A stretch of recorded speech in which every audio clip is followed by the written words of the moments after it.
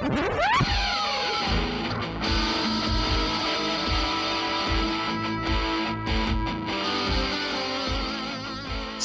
the globe to bring you the constant variety of art. It's the Tenant Podcast. I'm Todd Pearson, coming to you from the 40 West Arts District in Lakewood, Colorado. And joining me from his art domicile in Rapid City, South Dakota, known for having one of the most marvelous heads of hair this side of the Mississippi, you know him as quite possibly the most interesting man in the world, my co-host and friend, Wes Brown. Hey, Todd. Oh my God. Yes, my hair. It's beautiful. And like a little bit of a gray, little bit of blonde mixed in. And yeah, the girls swoon over it. You still have that effect? Oh, sometimes. Are you known as like the silver fox of Rapid City? Yeah, me and Charlie Rich. Yeah, the silver fox of Rapid City. Yeah, that's a nickname I haven't heard in a long time. Charlie Rich. And everybody, all our listeners are going, huh? Who? Charlie what? Let me Google Charlie Rich. Great piano player from like the 60s and 50s, 60s, and 70s, folks. Oh, man. Maybe we'll play a little outro music. There, can you find some of that? Oh, I'm sure I can. I just don't know how long we can get away with it, but we can see if we get a cease and desist order. Hey, I just listened to a podcast the other day, and this guy was that Art Holes podcast. We'll give a shout out to Art Holes. I started listening to that, and he was using all kinds of music and stuff. Really? Well, yeah. So I think we need to incorporate that in 2024. Okay. Well, I'm really kind of like Eagles are off the chart because they will come after you. Although some of them are gone like now. Like the animal or? No, I'm talking like the band. They will come after you. And the animal, like if you're careful, if you're not, they will take your face off because they got long talons. So don't play our music. But yeah, so we should incorporate more music. And this guy, we got to up our game, man. Okay. Does he? Okay. He has music throughout, like as leading in from one narrative to the next. Oh, really? Yes. So it's like This American Life, as opposed to, but it's the Charlie Rose show. A comedian talking about art history. Yeah. Yeah. All right. I've been meaning to give it a listen. I just haven't done it yet. So interesting. Well, I'll listen to it and we'll see. Yeah. So does he have like music that you would recognize, or does he just? Absolutely, man. Yeah. All right. I don't know where he's pulling it from, but I'll tell you what, I thought that was kind of interesting because we're always like, oh, we better not use it. I mean, you can get sued and they will take your stuff down. But isn't it like you can use like 20 seconds of a song or something like that? Yeah, there's a gray area for fair use. You can use it for education purposes. So we can, like you could probably use like the intro of Hotel California if you were using it for educational purposes. But even Rick Beato doesn't use any Eagles music. Like, I don't even think he plays the Eagles music. Like, he just like hands off. And did you ever see the David Letterman episode where he wanted to have Paul Schaefer do Eagles song? Paul wouldn't touch it. He said, we can't afford it. Interesting. And David kept pushing him like, no, we can't afford it. Just a little bit. No. So anyway. But we are an art podcast and we do talk about artists' rights. So I guess we shouldn't be. We could go after public domain stuff. So they're like, I talked about doing some blues stuff. So maybe we go back to some Americana, kind of early Americana stuff, because that's in the public domain and you won't get in trouble. Go. So I will hunt something down. So we'll do something. Who are we going to do tonight? Charlie Rich. How about some of that? We'll do like dueling banjos or something. Yeah, I don't know who owns a copyright for that, but we can't use Earl Scruggs' version. If we didn't already sound like a couple yokels. We'll put banjo music in there. I knew they were inbred. Never mind. I'm cutting that. Oh my God. All right. We've already gone down the rabbit hole. Our guest is being very patient while we run off at the mouth here. So let's get to it. Let's do some art, as we say. All right. Happy New Year. Thanks for joining us. Remember, you can always find out what we're up to via our social media on Instagram at Tenant Podcast, our Tenant Podcast Facebook page, and of course, our website, tenantpodcast.com. Hey, I don't think you're supposed to say Happy New Year after the 7th of January. And this releases like well after. You know what? That. This is our first episode that we've recorded this year. So I'm going to say Happy New Year. But not released. Well, it's the new year. We're 9 days in. Why are you giving me grief, Wes Brown? Happy New Year, Todd. I'm already on the edge. Oh, by the way, since I did that, give me a little jazz hands. Jazz hands. Yeah. I got the post today from Todd how to do jazz hands. I sent Wes a YouTube video of a dance instructor that was showing you how to do jazz hands, and you did it very well. And for a minute there, I thought it was Johanna doing jazz hands. I was like, oh my God, we're going to talk to her too. She does jazz hands too. Oh my God, I'm so in. We'll find out. Go ahead and do the intro. We have a fantastic guest for you this week. I've had the pleasure to see her work in person on multiple occasions, most recently at Kiel Fine Art at the A.R. Mitchell Museum in Trinidad, Colorado. You can check out her exquisite work at her website, JohannaMuellerPrints.com, and you can follow her on Instagram at Johanna Mueller Prints. Johanna, thanks for joining us. Thank you. Excited to be here. Thanks, guys. If we're going to use a popular band's music and we're going to do an intro for you, what music should we consider? Like what band? I'm a big Gorillaz fan. Gorillaz? Really? Okay. Yeah. I know them. I love there's a number of songs off his first album. I don't know, his or theirs. He's amazing. He's amazing. Yeah, what band was he originally with? It's Blur. a pop. What? Blur. Blur. That's right. That's right. Yeah. Yeah, he's amazing. God dang it. All right, I'll see what I can do. Yeah, no, I mean That one will probably get us sued though. I might reach out to him and say, hey, we want to do this. Yeah. But I need an answer by tomorrow. Well, yeah, I mean, you said popular band. I don't know. I'm sure there's a less popular band that I could think of, but Sure. Oh, that's all right. Gorillaz sounds good. I don't know. Maybe I can do the little intro, the laughing part. yeah. Oh, there you go. Yeah. That would be appropriate for this evening. Right? Yeah. I And like the Gorillaz. Oh my God, they're amazing. Or he's amazing. I don't know. Is it a they or he? Well, it's a He- collaborative effort, I think. Yeah. Okay, we'll say Collaborative they. effort for sure on the Yeah, band oh my side. God. Yeah. Yeah. But they bring people in all the time, like just incredible other artists. And Yeah. I'm floored by them. Got to see them twice live and I had no idea what I was getting myself into. And now I'm like hooked for life. So Right. pretty awesome. Well, that's good to hear. My son went and saw him a couple years back, I think it was, and he said it was a great show. Yeah. So Yeah. I was actually kind of bummed I didn't go. Yeah. Next time you should. It was fun. It was good. Yeah. I seen their live. I think they did a video, like a live video of their concert. And it was absolutely amazing. So yeah, they run all the animation from their videos in the background. So for a visual person, like you're just like blah, like kind of overloaded with the incredible music and these incredible musicians, and then all of these visuals, which is they have all these really awesome narrative music videos. So yeah, pretty for fun. sure. Yeah. So do you know who Charlie Rich is? No, Is I that- was just laughing along because I thought it was funny. Okay. But I was just thought because like he passed away a few years ago, probably longer than I care to even admit. But he played country music, piano player, really good. He was called the Silver Fox. So that was his nickname. I think I saw his name on a poster when I worked at Hatch Show Print, but Okay. I'm not a good pop culture person. I could not compete on a trivia night for sure. So Yeah, well, that's deep. That's like Yeah. deep. That'd be like pulling out Lynn Anderson. Like Lynn who? That's old school country. So Yeah. That's what I grew up in. You know that, and I mean, I was right there with them. Like 70s, I was probably middle school, and they were just pounding out the tunes, and I was loving it. But yeah. So anyway, I just curious if you even knew who he was, but. no, I'm sorry. I'm gonna Google him. I'm gonna totally Google him. See this hair. Yeah. Let's see. Oh yeah, he just died just a few years ago. July 25th, 1995. That's how long it's been. Oh my God. Oh wow. Yeah.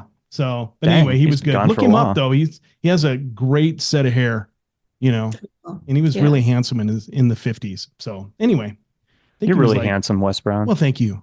I don't get that enough. That was a blast from the past because I forgot that Charlie Rich was known as the Silver Fox. Yeah. Yeah. Weird trivia. All And I right. do pretty good in trivia usually. So Yeah. So to kick this off, Johanna, I read that you were an entrepreneur early on, pretty much from the get-go, it sounds like. Talk a little bit about that. Yeah, I came from a pretty middle class family, I think. My parents were both educators and philosopher theologians, and so we never had a ton of extra money laying around. So my parents instilled really great work ethic really early in us because they were like, well, if you want something, you have to go earn the money to go get it. So as like a little kid, I guess I wanted things like candy or whatever. I don't even know what I wanted. But I did a lot of odd jobs. I walked my neighbor's dog for a quarter and started finding things to paint. So of course they had to be free. So I started painting rocks. And instead of having like a lemonade stand, I had like a rock stand outside of my house where people could come and get a decorated rock. Wow.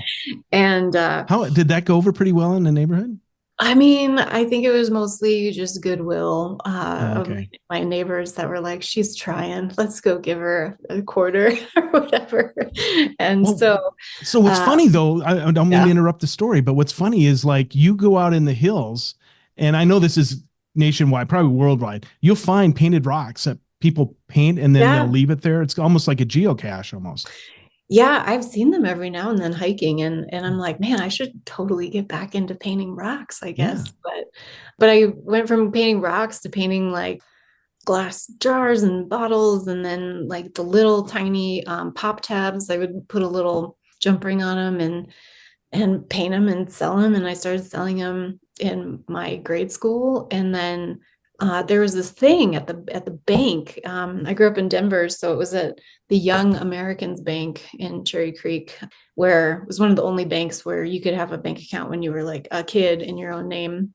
My parents set us all up with bank accounts, and we were like forced to put all our money in the bank account, but it was great. It taught me a lot about financially being solvent later. So that all helped. But they had this thing at the Young Americans Bank that was like the young entrepreneurial fair, and they let kids come for a day and set up a little table and sell their stuff. And so I think I saw a flyer for it at the bank, and I asked my mom and dad if I could do it, and they were like, sure, bring your rocks or whatever. And so I started painting, like really detailed painting when people and I didn't even know what I was doing because I was just really love detail, but they kind of ended up looking like Oaxacan folk art, almost like that level of like really intense little detail, little brush marks, very colorful and fanciful. So I started looking for things to paint like this, and my dad came home. He had gone to like a yard sale, and he gave me a wooden like decoy duck,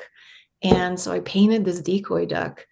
And it at the time was like, I think I put like $100 on it was what I wanted to sell it for. And somebody bought it. Wow.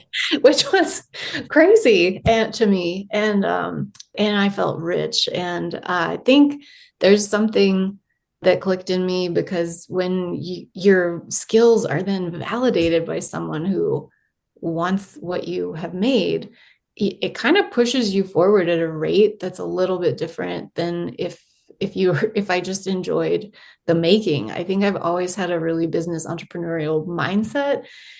It's been part of my larger practice as an artist, is like, well, how do I pay the bills as an artist if that's what I want to do? I've never wanted to have a day job. I've had a few of them, but if I could avoid having the day job and have a job in the arts that feeds me, that was always my personal tack, which I know is totally different than what a lot of other artists have done. But that certainly got me into that entrepreneurial world early. And then I had 2 or 3 jobs during undergrad and college, and 2 or 3 jobs during grad school. And it's just, I worked as much as I could because I liked working. And yeah. So where'd you go to college at? I got my undergrad at Metropolitan. Now it's the University of Colorado, but it was the Metropolitan State College of Denver when I was there. And despite my love of art, I kind of went into college a little wishy-washy because at the younger age, wasn't sure that art was going to pay my bills. So I went to Metro knowing that I could take other classes and kind of determine that. So I actually started taking graphic design classes, and very quickly my graphic design teachers were like, oh, you should take more art classes. But graphic design at the time was also like how to use Photoshop, and it's a little bit different now, I think. So and I still had to take like all these art prerequisite classes. So I kind of started taking more of the studio classes and very quickly veered from the graphic design tack to studio. And then I got finally hooked when I was in a printmaking class, which is my medium of choice. And it was all because of Metro. I don't think I'd be a printmaker if I didn't go to Metro. So then you went on to grad school. What'd you do in grad school? I did more printmaking. Okay. I hated same place or somewhere else? No, I loved undergrad. So part of my love of Metro and printmaking was my mentor and professor, E.C. Cunningham. And a lot of people went through the program at Metro and had him as a professor. He passed away in like 2011, maybe. Someone will know, can fact check me, but he was just excellent as a teacher, and which is one of the reasons why I don't teach. My bar for teaching is so high, and teachers really have to be invested. I've been in academia, but it always like I care too much, but I want the students to do so well and have the same love of what they're doing that I did. And it's really disheartening when they just want the credit. And what can I do to what's passing, So in undergrad, though, at Metro, I fell in love with printmaking because EC encouraged me, but at the same time really challenged me. And I think that's always that's where good teachers float the line, because you can't just give praise. You also really have to challenge students. And he pushed a lot of students to go to grad school. And so he definitely encouraged me to go that way.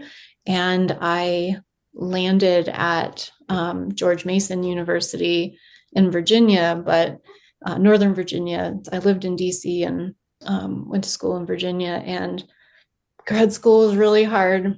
I didn't like any of it, so we don't have to talk much more about that. So I don't offend anyone.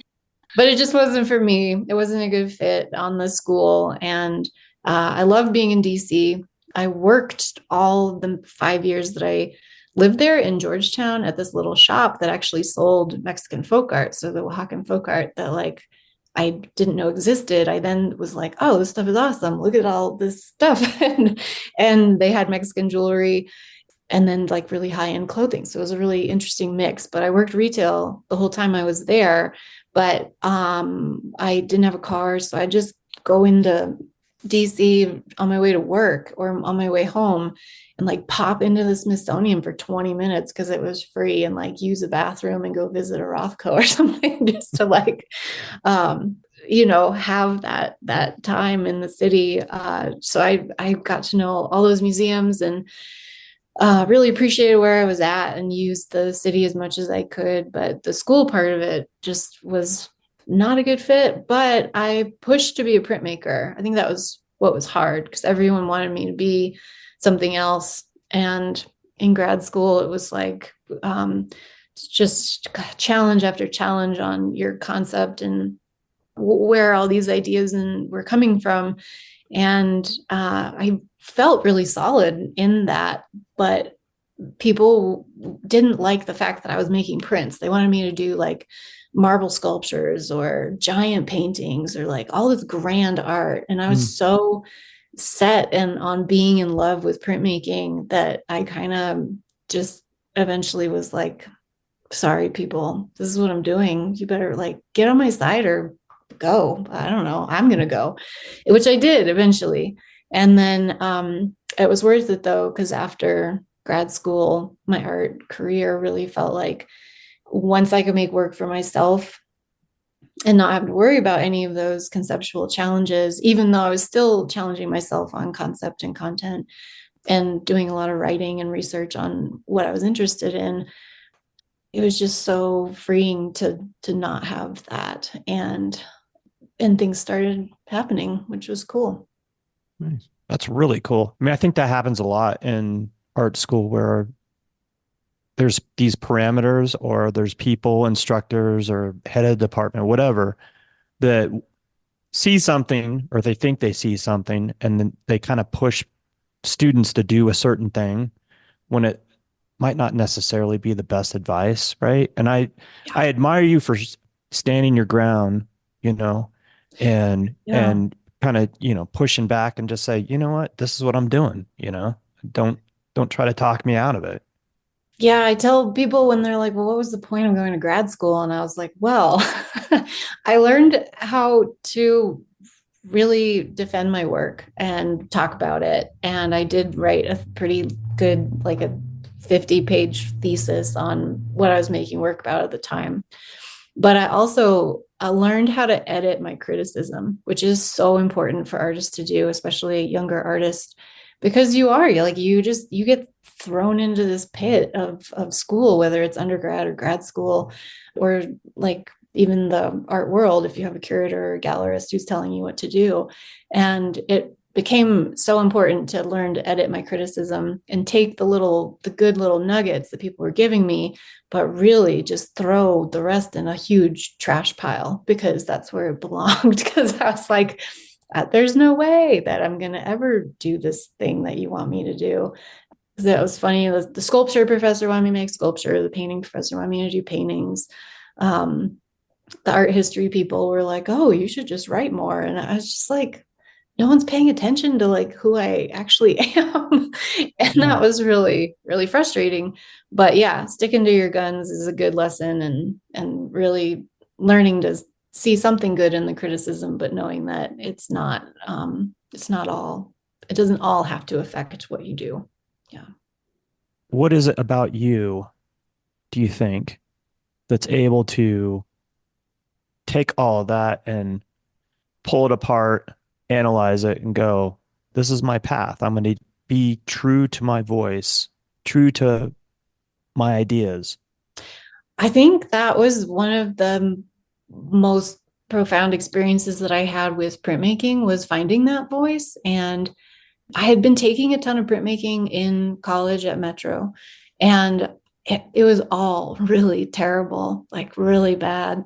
And I was terrible at lithography. My etchings were crap. Like I tried lino and woodcut, and it was like, okay, you're trying to go somewhere, but there's this community around printmaking that's really incredible. And so I wanted to be in that classroom. I wanted to be around those people. And my professor, though, was like, try something new, like just kind of go try a workshop. And so he sent me, actually, this is why I love South Dakota. He sent me to go try the Frogman's workshops, which at the time were at the University of South Dakota in Vermilion. So, and they started actually because this professor, Lloyd Menard, would take his students to the Black Hills, and they'd rent a cabin and bring a printing press in the back of a truck and just like camp and make art. And that was the birth of Frogman's, like, in the early 80s maybe. And so fast forward to now, it's at the university and it's like a bona fide thing. But I took a workshop there, and I took something that I'd never took in college, which was wood engraving. And I'm in the class for wood engraving, and you're using these tiny little tools, and you're working really small, like the little paintings I was doing when I was a kid. And it felt like immediately being fluent in a language, you know, when a language like clicks and you're like, oh, I can speak in Spanish now or whatever.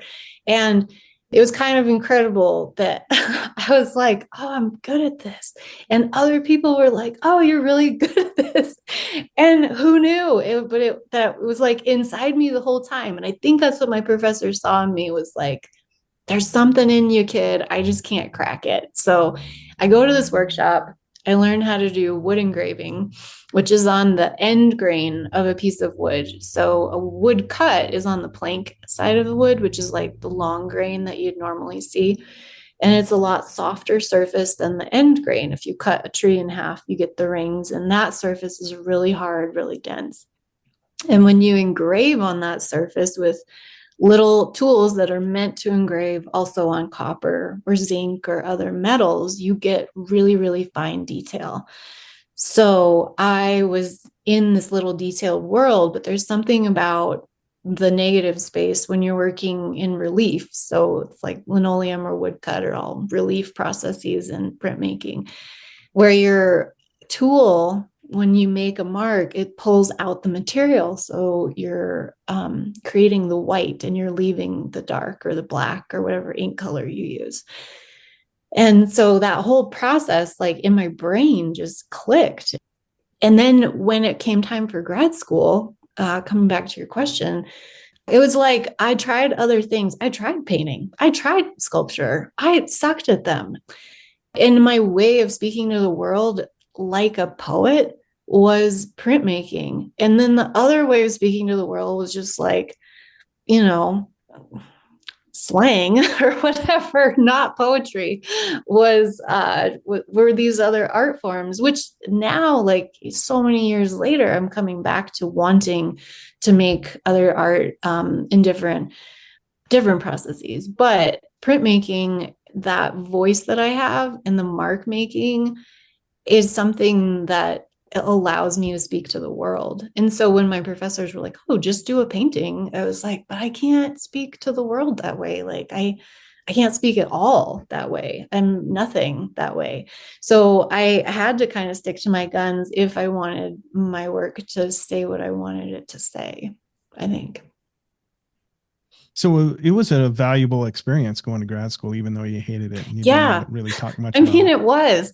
I mean, I definitely think about doing it differently, but it pushed me. And it's much harder to encourage students to go to grad school these days because it's so expensive. And unless you're really, really invested in what you want to do, because it also, grad school, like just exponentially pushes you forward. If you're not in grad school, you can still be an artist, but it's like you make those milestones a little bit slower, or around work or whatever else you're doing, versus being in grad school is just like, boom, you're 2.5, 3 years of just like all you eat, think, and do is art. And that was also worth it for me because that exponentiality, I think, really mattered to me in my practice. You mentioned earlier you fell in love with that printmaking community. What is it about the printmaking community that you love? Well, the short answer is they do karaoke and bowling, but the long answer is that kind of like ceramics, where there's Insica and other things that people gather around a kiln, people gather around the printing press, and printmakers gather to share information, and we have our own conferences. And printmakers are such nerds about process because of that communal nature, and because they've kind of had to figure things out together because you're around a press and because you're working with shared materials a lot.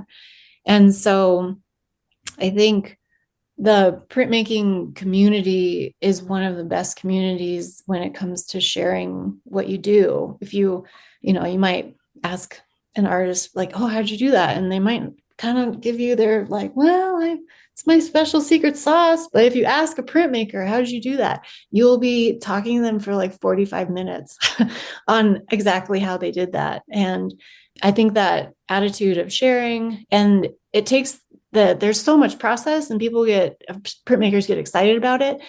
But at the same time, I think we all know that the process doesn't make the work. You still make the work, and it's your work. And that's where that concept and context and all the other important things come in, so that I can teach anyone who wants to learn how I carve, and I carve on a new material now.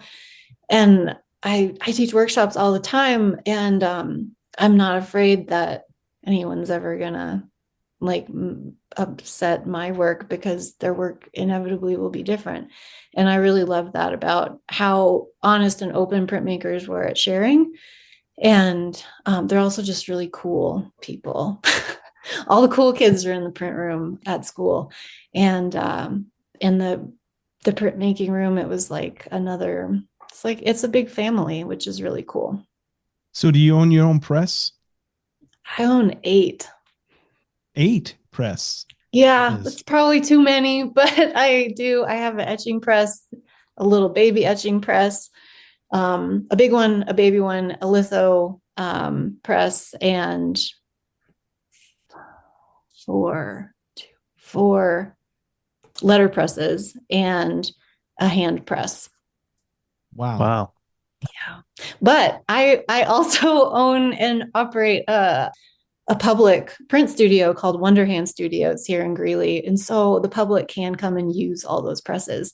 And my husband and I, he's also has his MFA in printmaking, although he no longer really is making art. He's housing homeless people instead, which is really cool.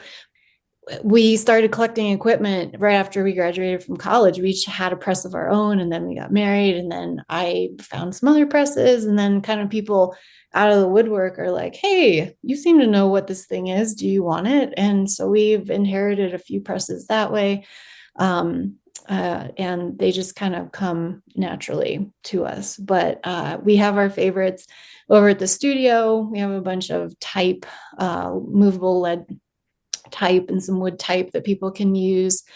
And then I teach classes out of our own shop, which is awesome. And people come from all over, from Denver and Boulder and Thornton and all over the Colorado landscape to take the workshops, which has been really cool.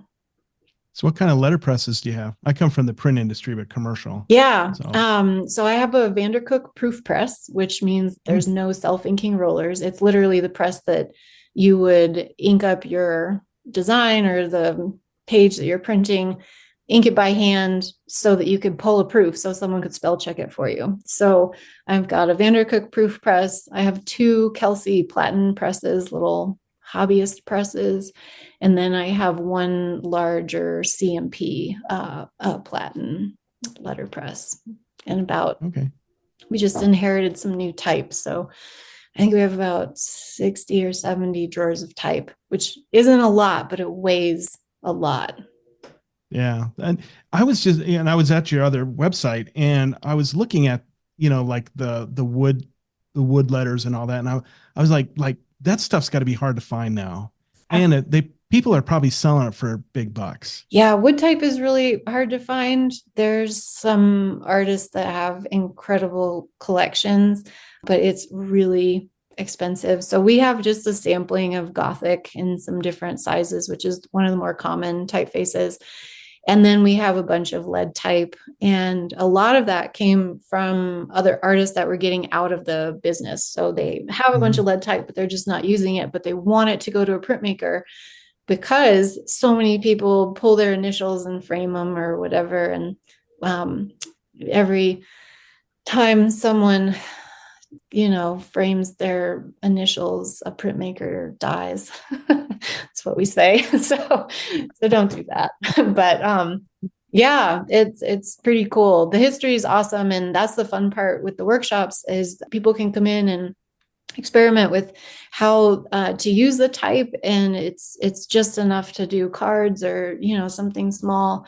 But I learned most of what I know about letterpress at Hatch Show Print in Nashville where I was an intern. But even then, without interns doing a lot of the labor, it's just really hard to make lead type feasible for any sort of work unless it's artwork or more high-end design work. But doing invitations or cards, so much of that's polymer plate now and designed on a computer. And then a plate is made with that design and then printed on the letterpress. But the design process is by and large digital. Yeah. And isn't that print company out of Nashville? They're the ones that do a lot of those posters, right? Yeah. Old-fashioned style. Yeah. I've seen I can't the founder of Field Notes. My wife will kick my ass because I can't remember his name. He did a whole series of Field Note books there, and so I got to see not there. I got to see a video of him, and they were talking about the company, and it was amazing. Yeah. So you got the chance to work there, huh? I did. Yeah. I was an intern there, and it was after grad school. It was really fun because a lot of the other designers that were there at the time on staff and in my group of interns were all a little bit older. So not like freshmen in college. We were all like later 20s, early 30s. So we had a really interesting group, but they are all like friends for life. They're really cool people. And even though some of them have moved on, but I'm sure a lot of your listeners probably will want podcasts with all of them later. Yeah. Hatch is a really fun place to be. And even for that short a time, it was great. Yeah. Yeah, that looks like an interesting place to work, and they do some amazing stuff. So, well, Yeah. that's a great opportunity as an intern to go with a place like that. Yeah. And then taught me everything I needed to know and how to deal with clients and do all the designing. And yeah, it was awesome.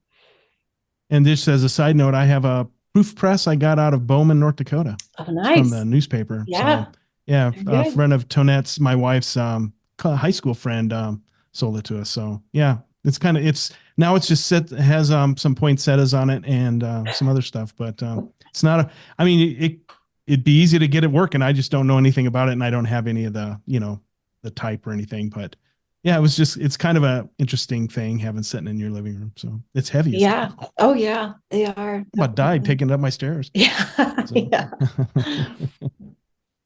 So we talked about how much you love the print community and how it kind of just drew you in. But what about the process of making prints? What was it that intrigued you about that? Printmaking is really special. It's, again, one of the process art. So a lot like ceramics, where you have that lump of clay and then you get to turn it into something. In printmaking, you have a blank piece of material that all of a sudden is a work of art. And you'd think, with drawing, sure, you have your paper, but with printmaking, you're using chemicals and tools and to take a plate through the stages of being in the acid, or seeing the design come up on a lithostone. And you can Google that, everyone, and watch a video because it's really cool. And then with carving, there's the way that the tools work. Again, you're taking out the white and leaving the surface, and it just makes your brain think differently about what you're doing. I feel like when I teach, I tell my students it's like doing brain aerobics, because you have to think in black and white, backwards, and in layers if you're taking it through more than one printing stage. And so I think in some ways it keeps your brain really alert and fresh in different ways. And a lot of the advances that I've had in my own studio practice have come from mistakes or things that I observe, like the detritus when you print can be really cool. And so being able to use that to your advantage, there's so many things. But I also really love about printmaking and relief printmaking is that it's finite, because you have that block, you have like a piece of wood or whatever you're carving on, and you can only carve so much before that surface is gone. So you have to stop. It's not like a painting that you can just rework and rework and rework, or a drawing that you just want to do a few more lines. You kind of have to call it quits after a while, which is excellent because it means you're done, and then you get to do another one. And for me, that process of actually finishing a piece of art felt so good and rewarding. And then being able to take what I've learned and move on to the next one was also something that I think really, really stuck. But I love all of those things about the process. That's really interesting. I didn't even think about that you can only go so far with it, and then you've completed it. And yeah, the materials the materials kind of dictate that. They do. And in some, like in Intaglio, everyone's probably seen Picasso's bowl that he did on a copper plate, and it starts like really realistic, and then he like reduces it so many times, and he's doing that by scraping and burnishing out the plate, which is crazy. It's so much work, but it's great. So in that way, like we can rework an intaglio plate a lot, but a piece of wood or the plastic that I carve on or end grain wood, like there's only so much that you can carve in relief. And I just always really love that about it. So let's talk about your process. It's not just wood, you have another material that you use to carve. Yeah, I took another workshop and at the same place at the University of South Dakota. And it's cool because they're called the Frogman's workshops and put on by the Frogman himself, Lloyd Menard, who's now professor emeritus. But anyways, they're all different printmaking workshops happening at the same time. So unlike a workshop program that has like a print class, a painting class, a woodworking class, and then you have lunch and whatever, and meet other people and exchange ideas. But with the printmaking ones, we get to like really nerd out. But you also, because printmakers mix media so much, a lot of people really utilize their print skills and will do screen printing and relief and lithography and like all the things. So you can get up from your workshop and like go to different classrooms. And so next door, there was a workshop. I was in a bookmaking workshop, and I had a friend who had taken the wood engraving workshop a year before, and he was next door in this other workshop. And he came in and was like, you got to try this material. It's this plastic and you can carve on it with your engraving tools. I was like, whoa, that's pretty awesome. So he gave me like a little bit of it, and it's called high impact polystyrene plastic, and it's commercial usage. People will heat it and vacuum form it or mold it. And so it makes things like those plastic lawn chairs outside of your grocery store, or plastic Tupperwares or other things that are made to take weight and pressure. And so for carving, you can carve in it and it won't break down, and it can take all the pressure of the printing press, and it's a polymer, which I know are like mostly evil, but this one is really good. So you can, because it's a polymer, when you ink it with oil-based ink, it releases the ink like so nicely. And that's why so many people are like, why are your prints so beautiful? And like, because the ink wants to be on the paper, and that's part of it. So yeah. So I now carve on this plastic material, which over time, I've just really enjoyed using and kind of pioneered in certain ways. I'm by no means the only one using it, and the things that I'm doing with it are things that other printmakers are doing.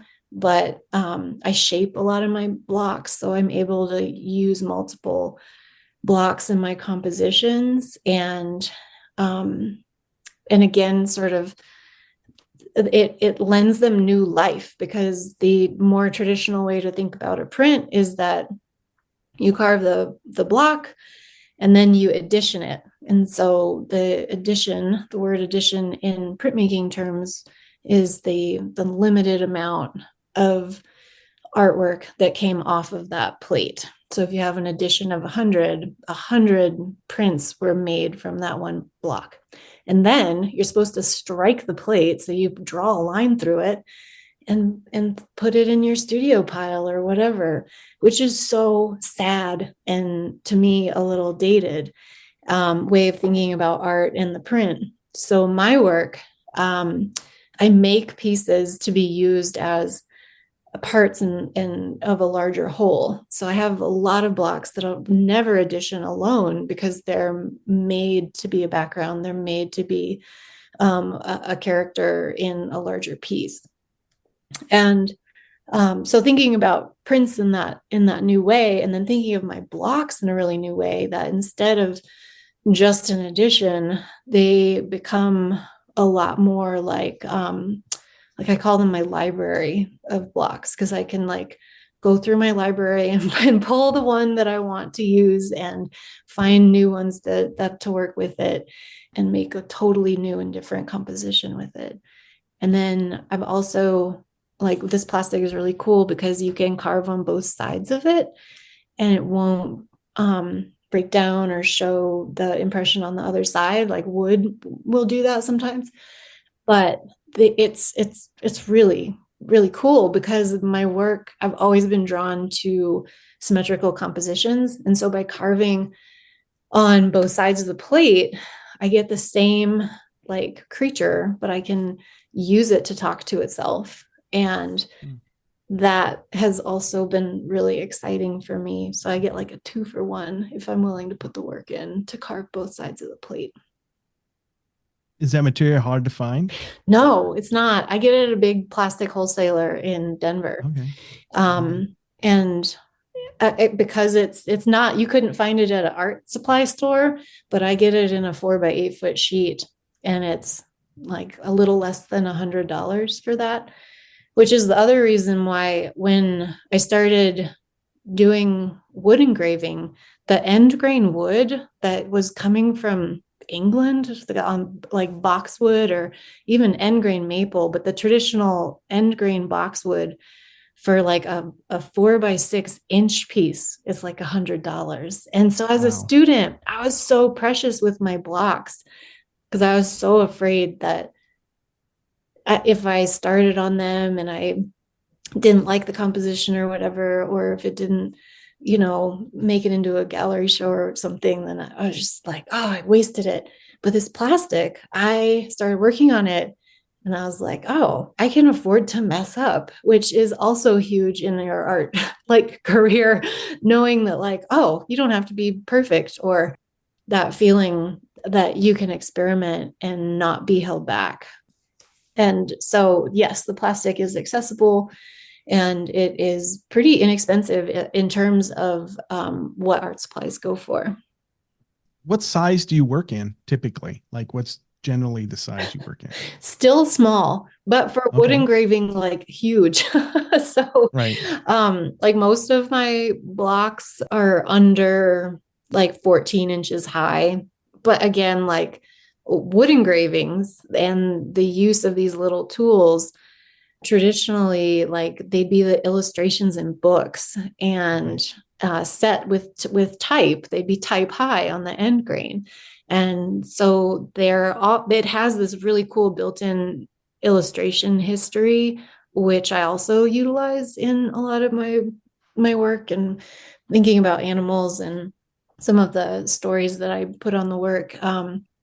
So historically, these images of wood engravings would be tiny. And so my work, part of the confusion with it, I think, is because it's now in color, not always in black and white, and a lot larger than you'd see a wood engraving. And so people aren't always sure what it is. They might think it's like they want to think it's a woodcutter linoleum, but there's too much detail. And some people want to think it's pen and ink or colored pencil. So it's interesting how the size kind of messes with people.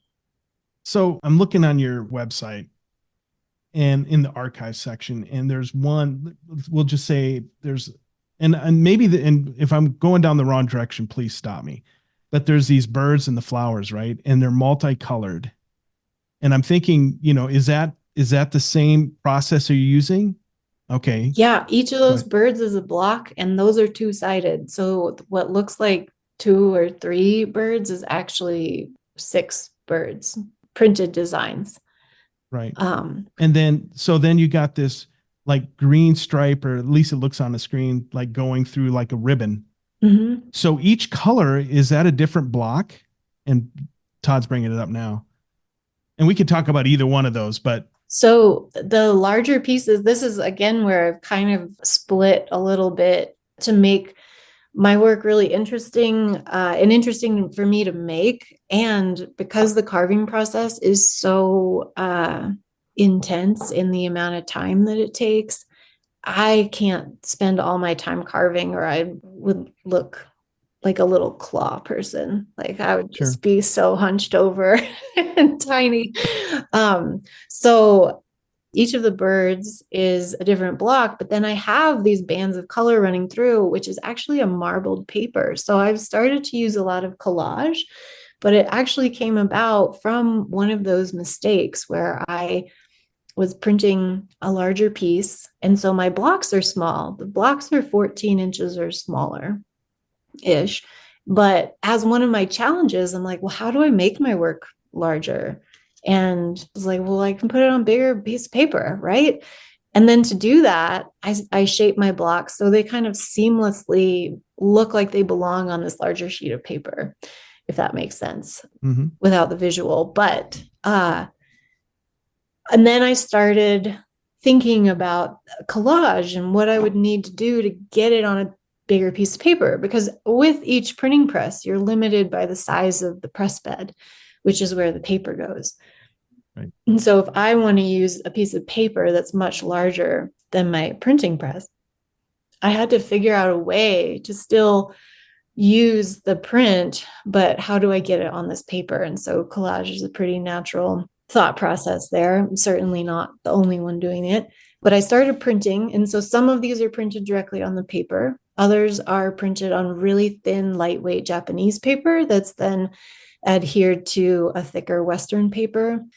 And I started thinking about using my own work as collage. So I have a lot of florals in my work, and I started cutting them up to kind of make more of them. But with the multiple, if I have a floral piece or any piece, I can print it. But then if I flip it or change the direction and add it to the next one, it starts building and kind of forming its own thing, if you will, and adding some collage in there. So there's marbled paper in these particular pieces on the website, but I've started trying to find papers that sort of play well with the amount of detail in my work. And marble paper is one of those. Topographic maps are another one. I have a paper collection, and I'm always kind of seeking out new and different papers and designs. And a lot of it is like screen printed paper that's made overseas in Nepal or India or elsewhere. So whether I'm printing on that paper or cutting out the design and putting it with it, but they're really meant to have the emphasis on the detail that comes from the engraving process, but also hopefully make people kind of question, like, yeah, how'd you do that? Right. Yeah. And that's where I was like, how did you do that? You know, because I was thinking it was all printed as well. And I was thinking, you know, coming from the print industry where you do commercial 4-color printing, you know, you got to have registration. And then how do you registrate multiple woodcuts to bring in multiple colors? And I know it's done. Like, isn't Japanese woodcuts like the tidal wave by, I can't remember the artist's name. It's like Hokusai. Thank you. You know, that's multicolor and it's a wood print. Yeah. The Japanese were pretty awesome. Japanese woodcut is amazing. They have a marks, which are called the Kento marks, which I think in Japanese Kento might mean mark. Again, someone can fact check me on that, but they're built into your block. So your image is set on a larger piece of wood, and then a corner is carved so that the paper falls exactly the same every single time. But those prints have 15 to 25 different layers of color in them to get the blends in the sky. It's pretty incredible. And registration is actually one of my most favorite things to play around with in the studio. And the collage pieces don't have as much of it going on, but if I am working in a series or doing anything that is addition, your registration has to be spot on. So it is a whole other way of methodically thinking about your work so that you can duplicate it or repeat it if you need to. And even if I have unique elements in my work, it still kind of helps to be able to know how to do it. It's mind blowing. Like the tidal wave, I didn't even know that was a wood block till years later, but to see that and then to think it's a wood block cut, And like, I don't know how they do that and being so accurate. So it's interesting to hear you talk about it. And I was thinking we had the same thing going on here with the birds and the flowers and stuff. So that's why I was asking. Yeah, mine, I mean, I'm taking liberties in the collage category for sure, but Yep. I think that's okay. I think there's a lot of other printmakers that are kind of making those leaps outside of their traditional medias, mostly because it's more interesting for us, I think, and challenging in its own way. And a lot of these results are unique when you're using collage, which elevates the print media to where it should be at, which is a real fine art. Right. Which is the other reason why I love it. But it's always been like this bastard child of the art world. And because of its accessibility and the supply and demand. And you see that with the first Western art that involved printmaking was mostly holy cards that were made so that people could identify the saints or whatever. And then they did playing cards because people are like that. And they're like, oh, let's make this happen. And so this sinner saint relationship in printmaking. And then they had the type coming out. And of course they're going to do the Bible. And then you also have the birth of modern pornography. And so it's just kind of cool that printmaking has always like kind of floated this line, but it's great. It's great. And it remains accessible, but I think it's also a really special medium because you can do things in printmaking that you can't do, or you can't get the same results in any other medium. Right. I mean, no different than photography and doing platinum prints. Yeah. You know, it's so unique and totally different, but still in the photography realm, right? But the platinum prints are so beautiful and last forever, you know. These two pieces that Wes wanted to talk about, the Falling Apart series, and you can go to Johanna's website here and check them out under the archive section. They're absolutely stunning, which is why I wanted to talk to you, like why we wanted to get you on the podcast, because the detail stuff that you talked about that you were doing on the rocks as a little girl to the detail that you see in these prints. I mean, it's magnificent. It's absolutely stunning. Thank you. Yeah. And if this isn't fine art, then there is no such thing as fine art, because the skill level, I mean, you could say it's a craft too, but I mean, the skill level that you have to create something like that is off the charts. Off the charts. Yeah, I'm just going to say printmaking is really cool. People should do more of it. It's great. Is it kind of a dying thing? I mean, did it go through a phase where it was dying out, or is it just as popular as it ever was? You know, I think just like so many other things, it did. And of course, people said, you know, no one's going to make prints when you can do all these other newfangled things. But yeah, I mean, letterpress has had a resurgence. I think printmaking is now more fully in the fine art realm because of that. Because when we say print, people think of an 8.5 by 11 sheet that came out of their copier. Right. Which makes it really hard to sell your print work when people are like, what? Why is this worth this much money? So I do a lot of educating when I'm around people, whether I'm showing my work or teaching. And of course, anyone who's ever taken a print class is like, oh, that was fun, but it was hard, right? But I think our modern day society, print is just such an overused term. And people in the art world, even when they say, oh, well, do you have a print of that? What they mean is, do you have a digital copy that I can buy for cheap? And so as a printmaker, I get asked that question a lot, which is always like, I don't even know how to respond sometimes, because I'm like, wait, but it's not a print, but it is a print. So I have to tell people, I actually try not to use the word print at all, or as little as possible, just so there's less confusion.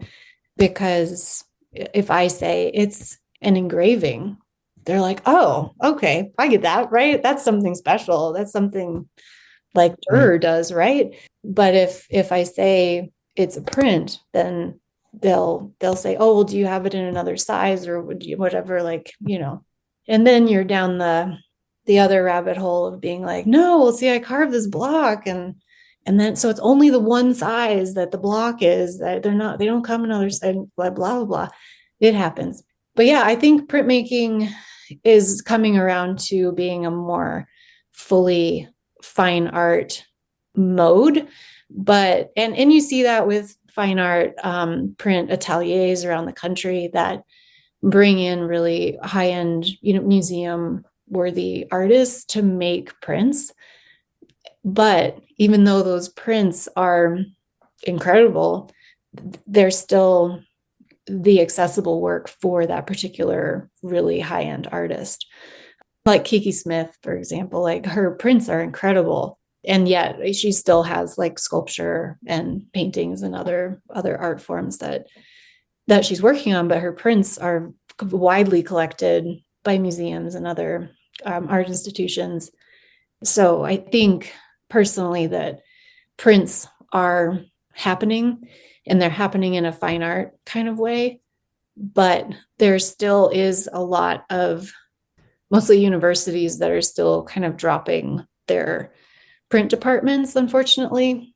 And part of that is due to maintenance and how many people you can actually fit in a class and have press usage. And then there are other types of printmaking that have gone green, but the fun part is still very chemical heavy, like lithography on stone is something that some institutions just don't have either the chemicals for or the facilities for. So because that's like an acid, isn't it? That lithography is a fun process. It's one of the planographic processes, so which means it's all on one plane, versus relief, where you're carving in and you're creating a secondary surface, so a relief surface. If you think of a bas relief, or one surface is in relief to the other.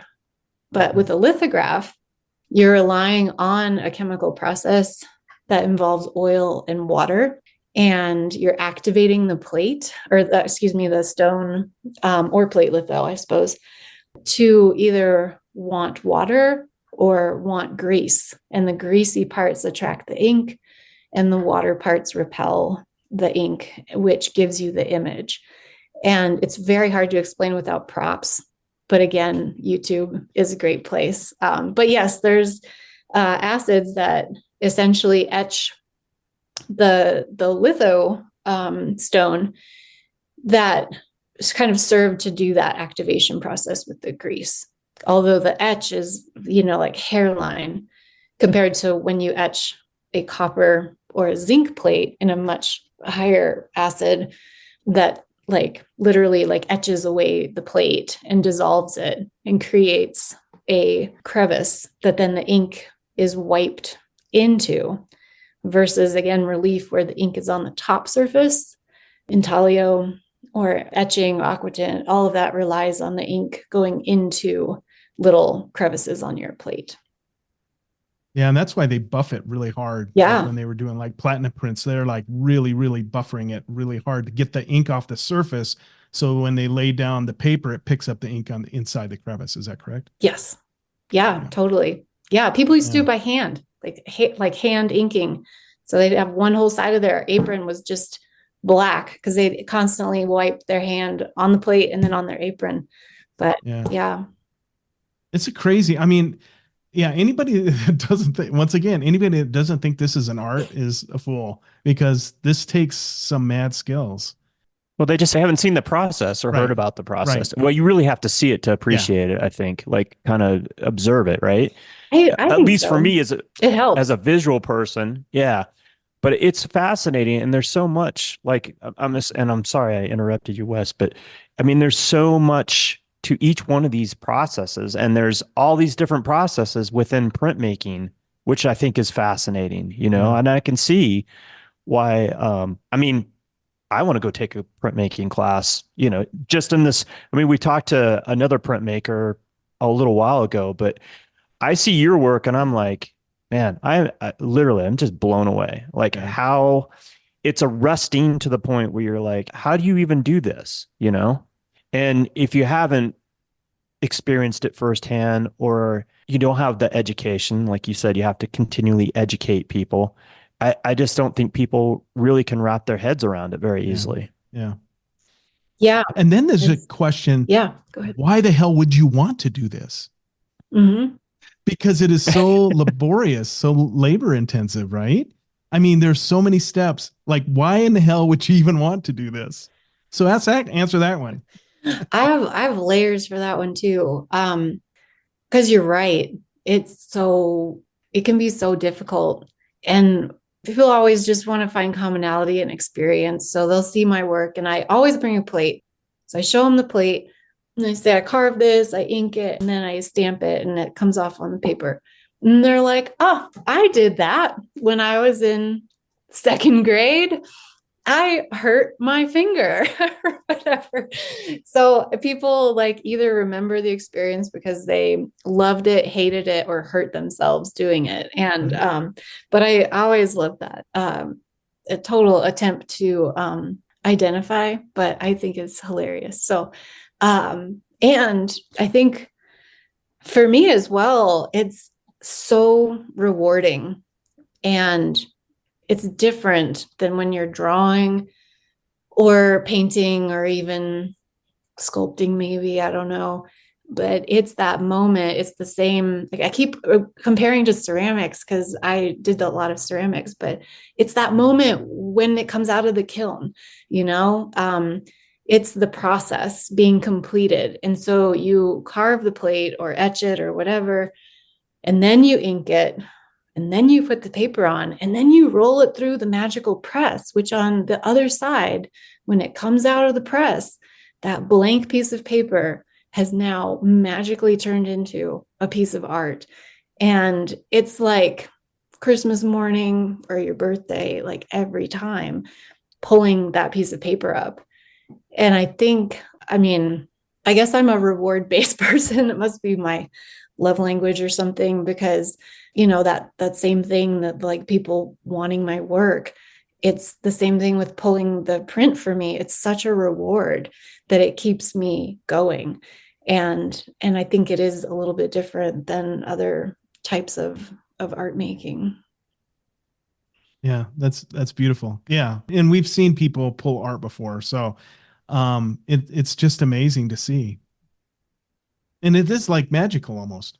Yeah. I mean, the only analogy I have at being a photographer and Wes being a photographer is that, when we shot film and watching that first print come up in the developer and, that's the magic, right? Like Yep.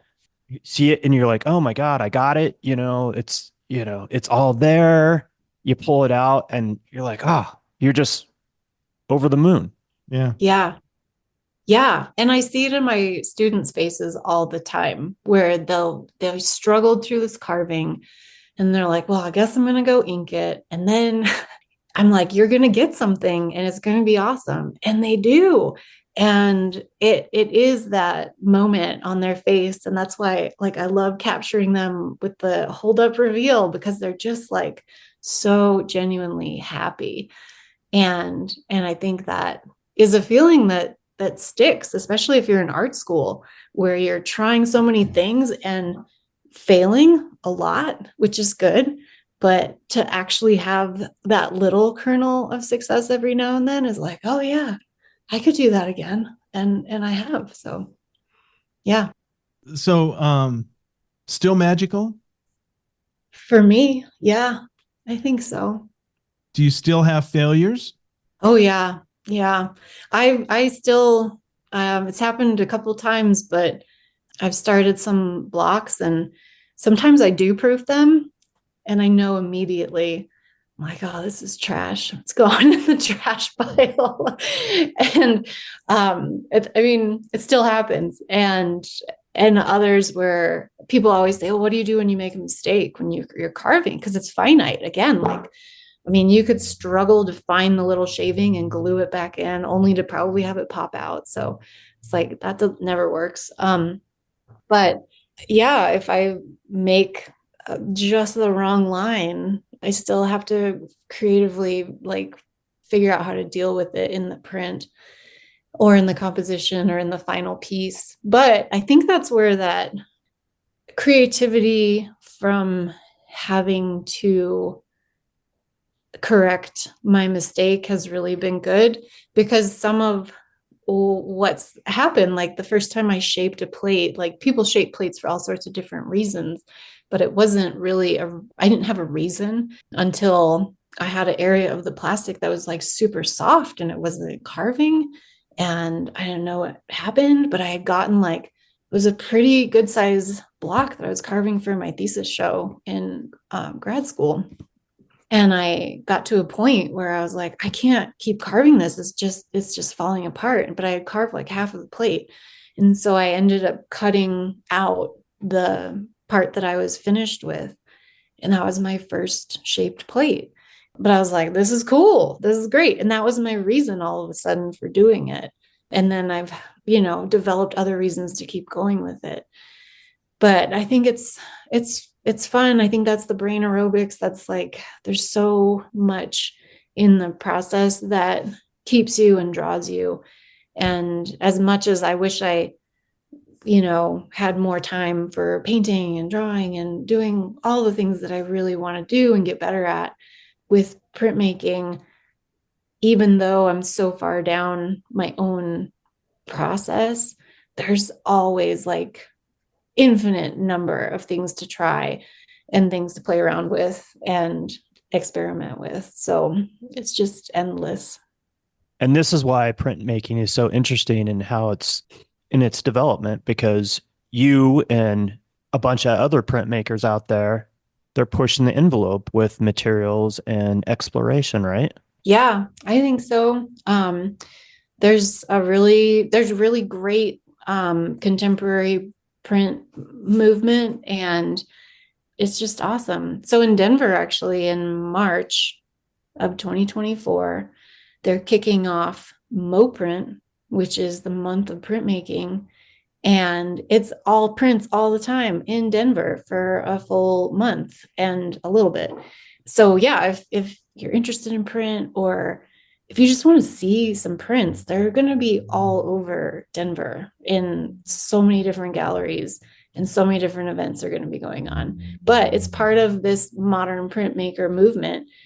And a lot of cities are doing their own like month of print, or the Austin does a contemporary print month. Houston does one.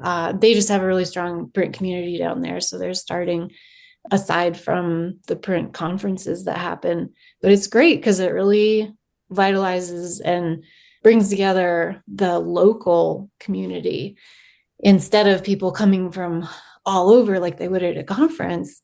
It's just people coming out of the woodwork to like do what we love doing and show it to the rest of our community, which is really cool. So if people are interested in printmaking, if they want to go to a gallery and see it in person, like what are some of the good galleries that show printmaking? I mean, during MoPrint, most of them, Art Gym will have a show. The Arvada Center has a show that opens in January, actually, and runs through the whole month of print through April, I think. But a lot of the other galleries, Core and Spark, and so many others in 40 West District as well. It's kind of just off the hook. There's a really fun, very accessible MoPrint fundraiser where they get all kinds of artists and they hand us a linoleum block, and then they're printed at Matter in Denver. And then for $10, you can get any print you want off the wall at True Brewing on Broadway. That's their fundraiser. And all of this is at moprint.com. But if you're in Denver or in the Front Range area, it's going to be super fantastic and really fun. I think prints on a gallery scale are a little harder to find, mostly because you have to have a gallerist or a curator who knows prints and either has made them themselves or knows a printmaker.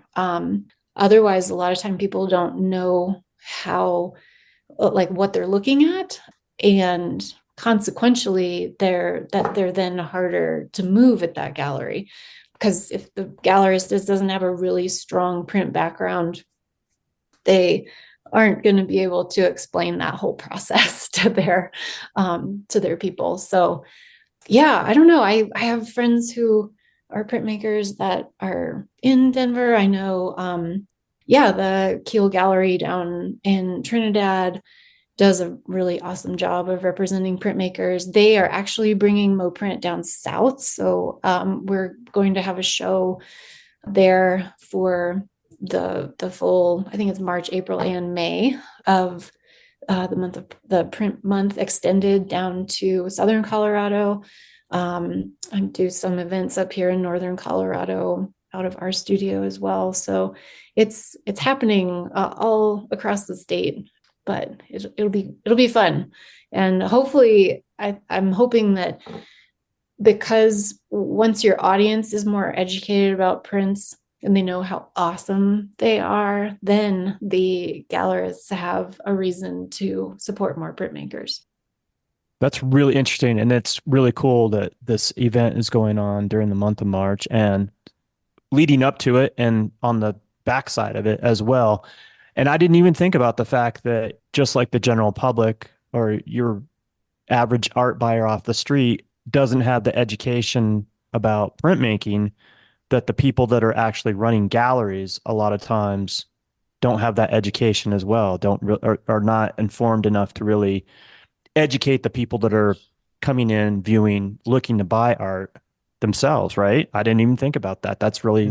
Yeah, I mean, most of them will know the basics, but if you got that out of an art history book, it's really different than taking a survey printmaking class. It's just night and day having to experience it and actually put in some of that hard work, and then being able to identify prints. And there's certainly a specialty network for that out there, and there are some galleries nationwide that are very print specific, like the Davidson Gallery in Seattle, I want to say. But yeah, there's a handful of fine art print galleries, and other galleries, they'll support printmakers, but they also have to have other art in their gallery. Print does cross over with craft a lot. So in some fine craft galleries where they have like hand wrought jewelry or incredible ceramic work, you'll also usually find some incredible prints. So is that something that you're constantly having to push back against, that it's more of a craft than fine art? Not for my work, I guess. I think at any point in a career in which you're in love with printmaking, you have to decide for yourself if you're making art or craft. And I think I'm making art for various reasons. And that's a whole other debate, of course. But I think in general, I always strive to really put my soul into the work. And I think that's just, for me, what makes my work more on the art side, is all of that thinking and the concept. And I love doing research and reading about animals and spiritual traditions and all sorts of different things that make their way into the work. That's not to say that like fine craft isn't also art. I don't know. It's an interesting debate, but where the line starts to blur, I'd like to think that I'm a little bit more on the art side, but I definitely respect a lot anyone who's making artwork that they believe falls on the craft side, or something that would fall on the craft side traditionally that they would consider an art. Because I've seen some amazing jewelry and ceramic pieces that I'm like, yeah, you're good. And that's art to me. So yeah. Sure. When I was asking that question, I was talking more in general terms, not at the level that you're doing it, but I mean, as in general, printmaking, people have this idea that it's more of a craft than it is a fine art. And you kind of touched on that, I guess, a little bit at the beginning of the podcast, but is that's something that people always have to like kind of push back against and educate the public, right? I think so. And I think when the comparison today is like grabbing something online, tweaking it in Photoshop and spitting that out as a quote print and selling it or calling it art, versus something that's like handmade. I don't want to offend any digital artists because I've seen some incredible digital art too, but there is that sort of, we have a much larger database to pull from versus like actually sitting down, taking a piece of material, physically changing it, then applying ink or some other thing to it, then making like taking a print from it or whatever have you. All of those stages, they do take time.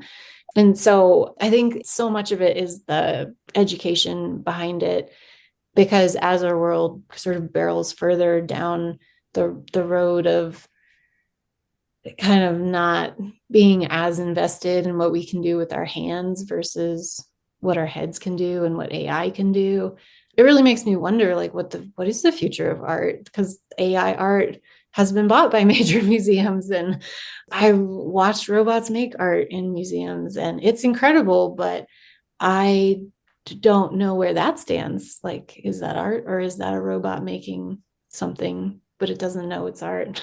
It's a complicated world.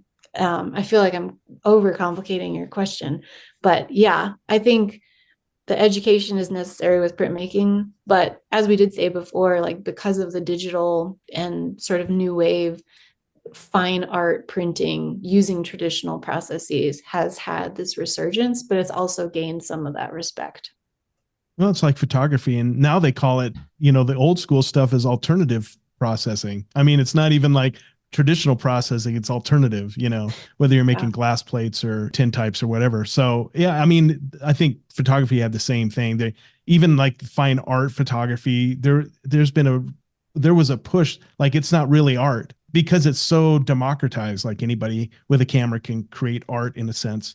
But yeah, and I think for printmaking, it's the fact that, laser printers are a printer. And, so it's the whole nomenclature thing. Like if you came up with a better name, I think how you approach it is great because you're not using the word print because it confuses them. So you're using etching or whatever. And I think that's because it's kind of be fresh for the consumer, probably. It makes them like their ears perk up a little bit. Yeah. So. Some people say hand pulled prints, which again, in very literal terms means you are the one pulling that piece of paper off of whatever substrate, but people don't know what that means either. So, but you're right. They hear the word lithograph or serigraph, and they know it's like, oh, that's a thing. That's not just a print. It's something special. So, yeah. Yeah.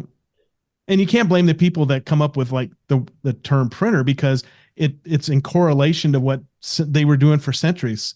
Totally. From Google, the Guggenheim Bible and all that. It's from that this is just a different version of a print, so. Yeah, anyway. Exactly. I do want to ask a question though. I'm going to switch. Is that all right to switch a little bit, Todd? Yeah. Okay. On your artist statement under inspired, you say, my work explores the shared histories of humans as told by animals. So talk about that a little bit. Yeah, I want people, when they look at my work, for it to kind of be familiar and yet exciting or unknown. And I think that familialness comes from the illustration background, the history of prints as being illustrations, and this method, relief prints in specific, being illustrations in books. And yet that excitement of like having to figure it out, but also placing themselves into the narrative. And I have a really specific sort of narrative or story for a lot of these pieces. A lot of the animals have special meanings to me. But I love when I can give people the overall feel, sort of the vibe of what I was feeling. And then they are able to come to the piece. And it's like I bring them halfway and then they get to take it the rest of the way. So, if it's a piece that's really somber, I've had multiple people break down and start crying in front of my work. And it's always a really huge compliment for me, because it means that like, oh, they got it, or they broke through, or it reminds them of something, or they're reliving something. And it was my artwork and this story, but also all of this history, and that I'm bringing to the table, that then they are processing literally through tears or laughter or whatever, to kind of have an experience with art. I think of all of that when I am writing my artist statement. Yeah. So do you tell the narrative in the work? I mean, separate from the work, do you use words to talk about the narrative of the piece? I do. I Okay. write little stories that go with my pieces, and people really enjoy them. And I think that's one of the places of the artist. Artists are all like modern day storytellers. I mean, there's movies, there's things that tell stories, but songs and art, like, we are the ones that are putting a visual or a voice to a shared experience. And some people can't do that. And so when you as an artist are able to produce a visual that means something to someone else because they've had that shared experience, that's huge for them. And that's I had to really tell myself that, because sometimes as an artist, I'm like, I'm not doing anything in this world. I'm just like making pretty pictures, right? But I have multiple people around me, my cheerleaders, that are saying like, no, you're doing something really valid and change worthy that other people can't do. Like, there's a reason why I'm not a doctor or a lawyer or a mechanic or whatever, because I can't do that, but I can do this. And so I think, yeah, for artists, for young artists that need to be validated in their choice to make art, that's huge, is telling your story. And so for me, I also include my story, or a little tidbit of it, with each piece, and people really enjoy that. And a lot of them ask for it specifically. I used to not do it, and I would just tell it like orally, but so many people requested it in writing that I just started writing them down. And now I have a whole catalog of the little stories that go with each piece. So does the story come first, or does the piece come first and the story comes after? It really depends. I think I've worked both ways. The way I sort of do my process is I sketch a lot and I write in a journal, and sometimes it's just crap or grocery lists, or sometimes it's really like heavy, or I'll look at the drawing on one page and what I was kind of going through at the time, and that's what is output in that piece. But it's another really cool thing with printmaking and the carving process is that it takes so long to do it, and you're looking at this image as you're working on it in a drawing form, and then you're carving it out of the block, the drawing that you put on there. So I'm with my work really for much longer periods of time, and I have a chance to really think about it. And so I'll write notes, or usually that's when a title pops in my head, and the titles are kind of everything in terms of introducing the story. And then it just kind of forms. But I'd say more often than not, it's in that carving process that the stories are kind of in their final form.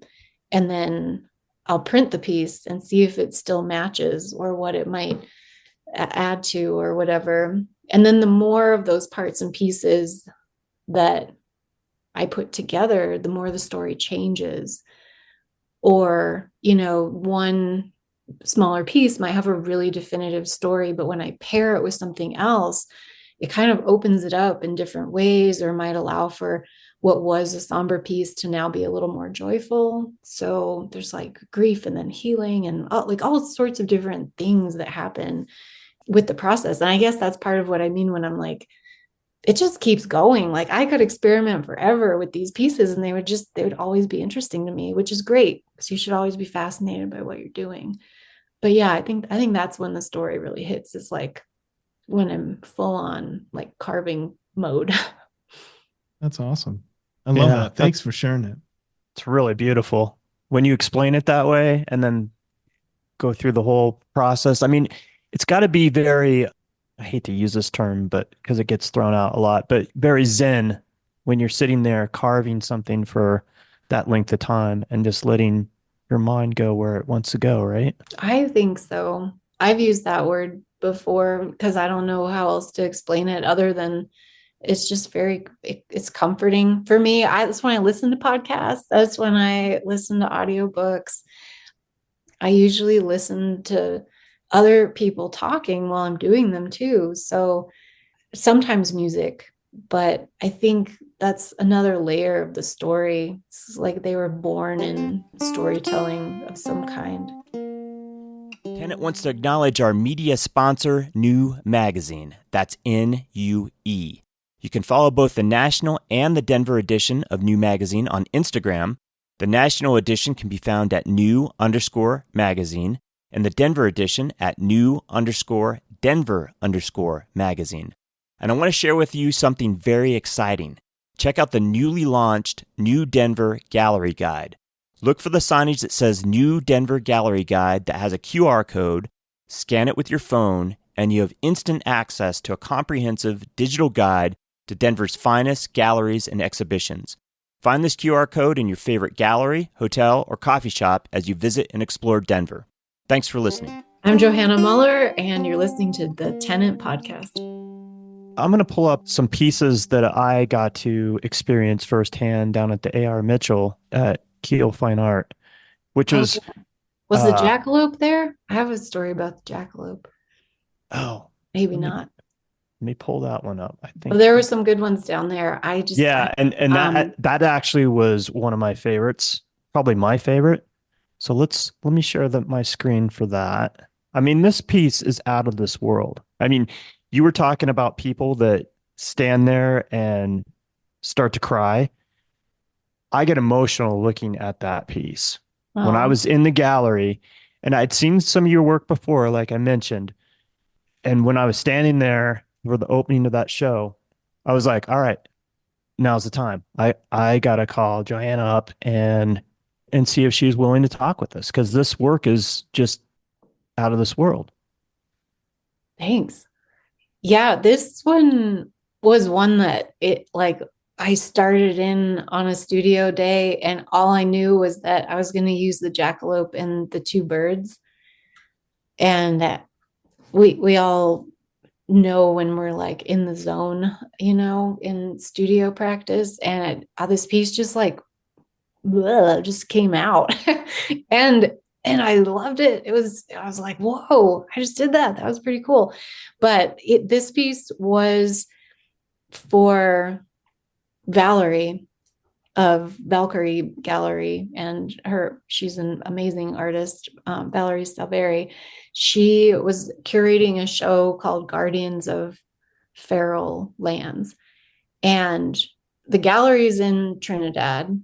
And whenever I drive down there, growing up in Colorado, going to Taos or Santa Fe or anywhere down there, Walsenburg, Trinidad, the Sangre de Cristos mountains are like some of the most beautiful, that landscape, but also it's where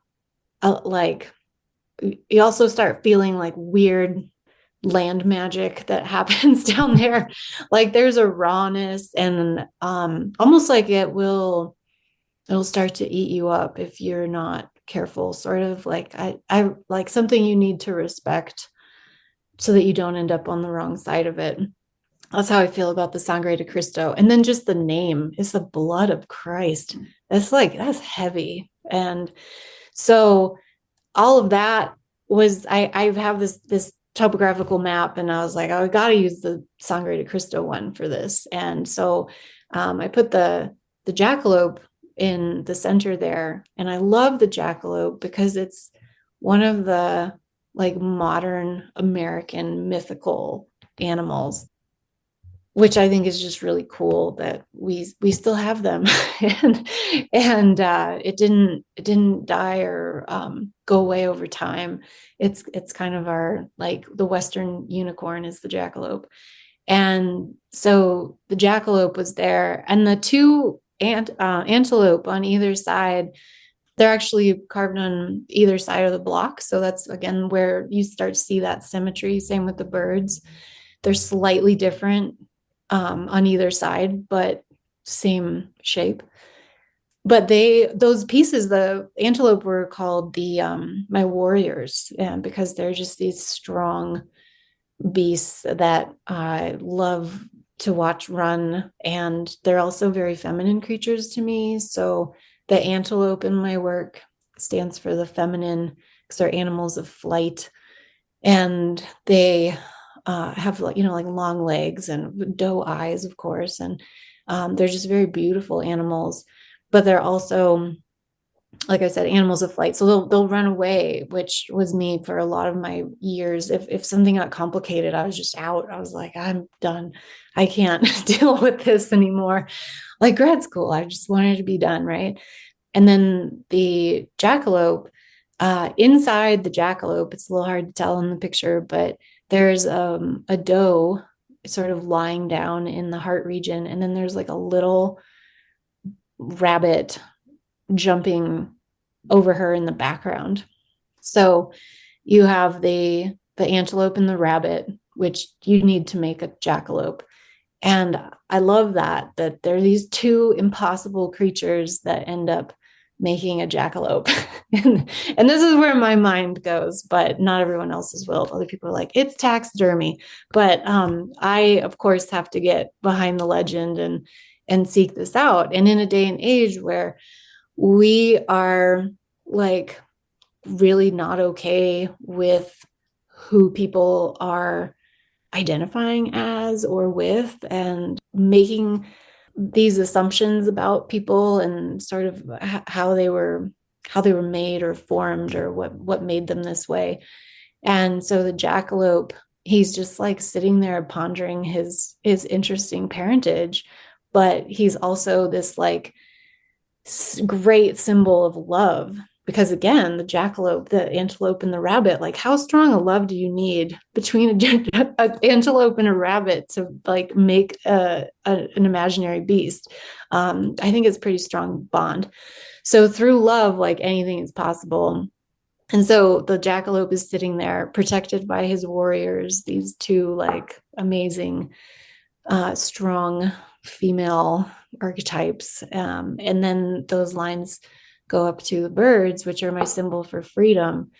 And I started on doing a lot of birds during COVID, when I just like wished I could go fly and look at things from above, and like go get on a windowsill and say hi to a friend, So representing freedom, and again, that freedom of thought, freedom of the ability to love who you want to love. And then the agave, kind of the desert, this plant that grows wherever it will grow, but coming down, almost like it's the hand of God touching that jackalope.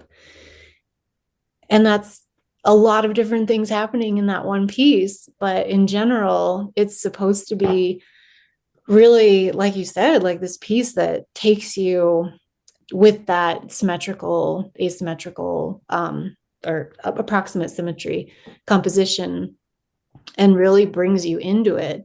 And then once you're in it, you start looking at these details, and hopefully, like, even if I hadn't told you my story, there's power in these animals, that there's power in this land, and hopefully using your own power to then do something good. And a lot of my pieces that deal with animals are actually covert ways in which I want to tell people how to live. So that's my, what is that called? The subliminal messaging behind the piece.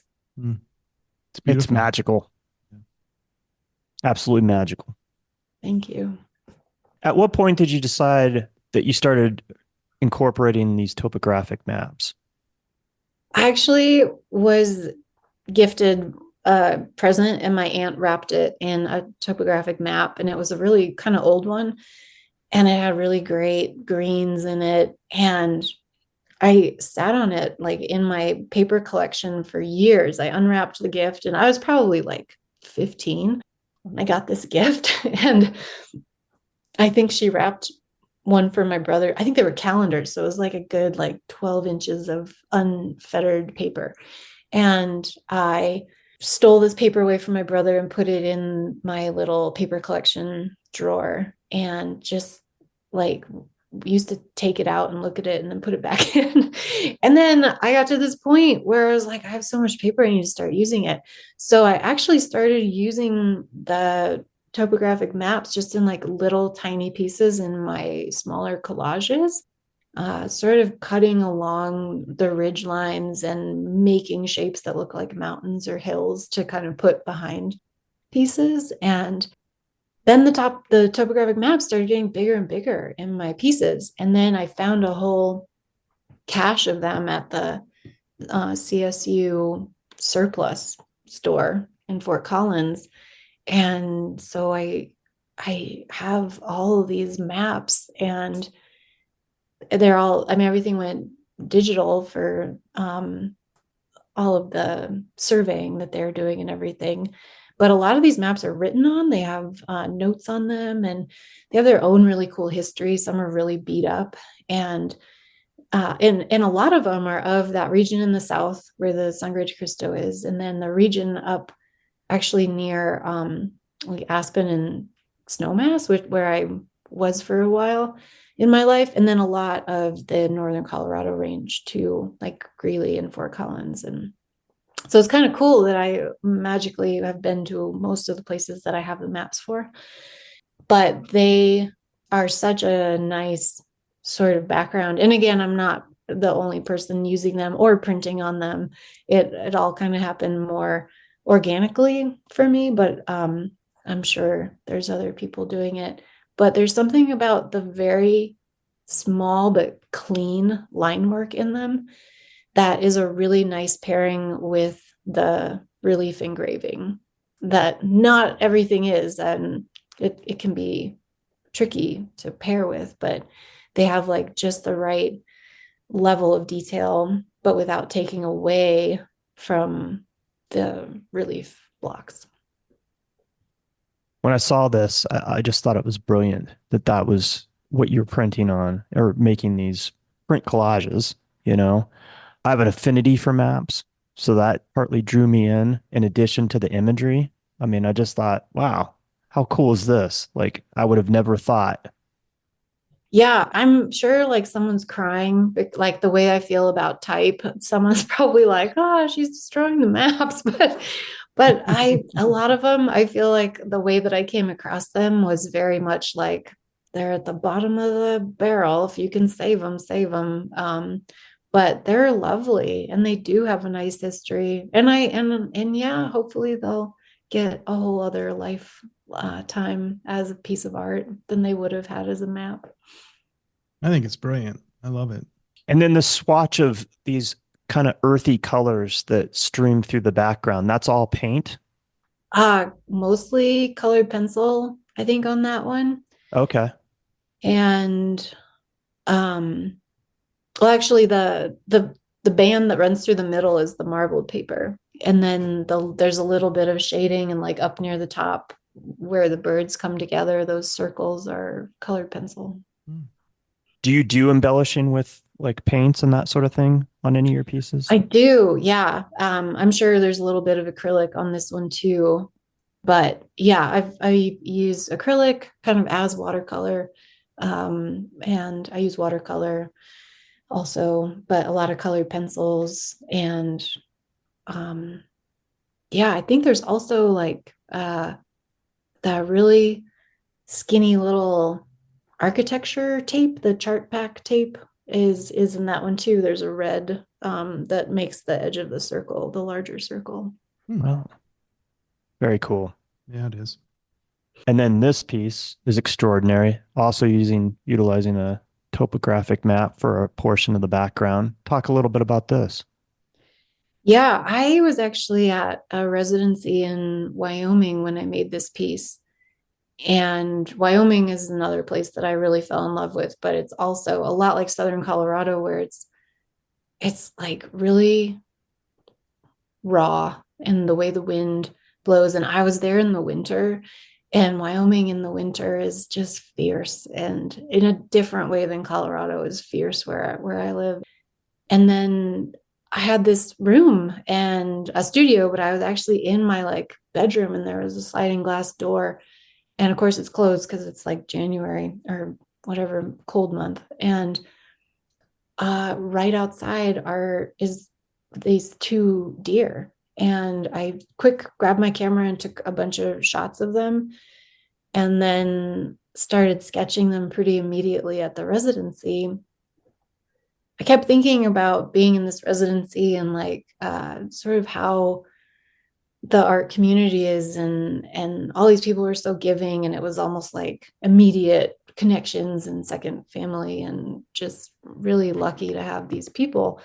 And so these deer are coming together over what looks like a fire, but it's actually a burning bush, which is the allusion to the biblical burning bush being a sign for sacred land. And the smoke is sort of drifting up, but one deer is warming his hands over this burning bush fire, and the other one is approaching with like, and they're like, look like real deer, but then they have these like weird mystery hands, like human hands. So for the listeners, so one deer is standing like a normal deer, but then his mystery hands are warming over the fire. And then the other deer is approaching the other one, and his hands are in the prayer form, or approaching with peace. And sort of knowing that over campfire is where we tell stories and where we break bread, and where really special things happen in human history and for forever. The fire, the hearth is like, that's home. And so for these animals communing around the fire, and then above them is this mandala of ravens, and the raven has like a little mountainside in his wing, and that mandala, sort of this cyclical circular pattern, being so perfect above them, almost like a solar or a lunar object, just sort of watching over them in that process. And so this piece, I feel like it's a softer piece, but one that, like, you know, amazing things happen when we take the time to get to know anyone, and especially over food or a cup of coffee. So again, I'm telling people how I wish they would live their lives. It's so lovely. I'm getting emotional as you're talking about it and looking at it. And this piece you sold recently, is that correct? I did. I sold this piece in my studio in Greeley to a local ceramicist slash like accountant person, this lovely young professional guy who was just like, I really love this piece and I want to see it every day. And he bought it. It was lovely when that happens. And I always think of my art, like puppies. Like, I love them so much. And I just like would play with them all day, but like, I can't have so many puppies. Like, I have to find them good homes. So it's like always really heartening when someone wants a piece of art for their home to like have that daily conversation with the art. I think that's just a really, really special person, type of person who just knows that they need the art. They're not buying it to match a couch. They're like, no, I have to have this. This is meant for me. And that was the type of person that bought it. So it's pretty great. And for people that are listening, these two pieces you can find pretty quickly on Instagram on Johanna's page, but we'll also feature them on our page. And it was like this piece was destined for that particular person, because you actually said in this Instagram post that this piece was featured in multiple exhibitions over the last year. But then this local guy comes in and it resonates with him and goes home with it. And now he gets to look at it every day. Yeah, it's great. Part of my master's thesis was about the way that we treat art. And so looking at the traditions of like icon, fetish, and totem. And when you think about like what an icon is, it's you go into a church and you like revere it, or these things that are so iconic, but you can't really get a hold of them. You need the cheaper version, sort of a thing. And then the fetish tradition, fetish, the word has multiple meanings, but in the Zuni people, the fetish is those little carved animals. So like when you go to Santa Fe or Taos or anywhere in the Southwest, you see all these little carved animals out of stone, and those are fetish animals, and they each have a meaning, and you're supposed to keep them like close to your person. But the better you treat them, the more they give you back. So if you're like need fertility, or if you need your crops to grow, or whatever it is, like you keep these little animals in a little pouch and you put cornmeal or turquoise bits in to like give that animal strength so that you can get what you need from it. And I love that thought that like the better you are to this thing, the better it's going to treat you.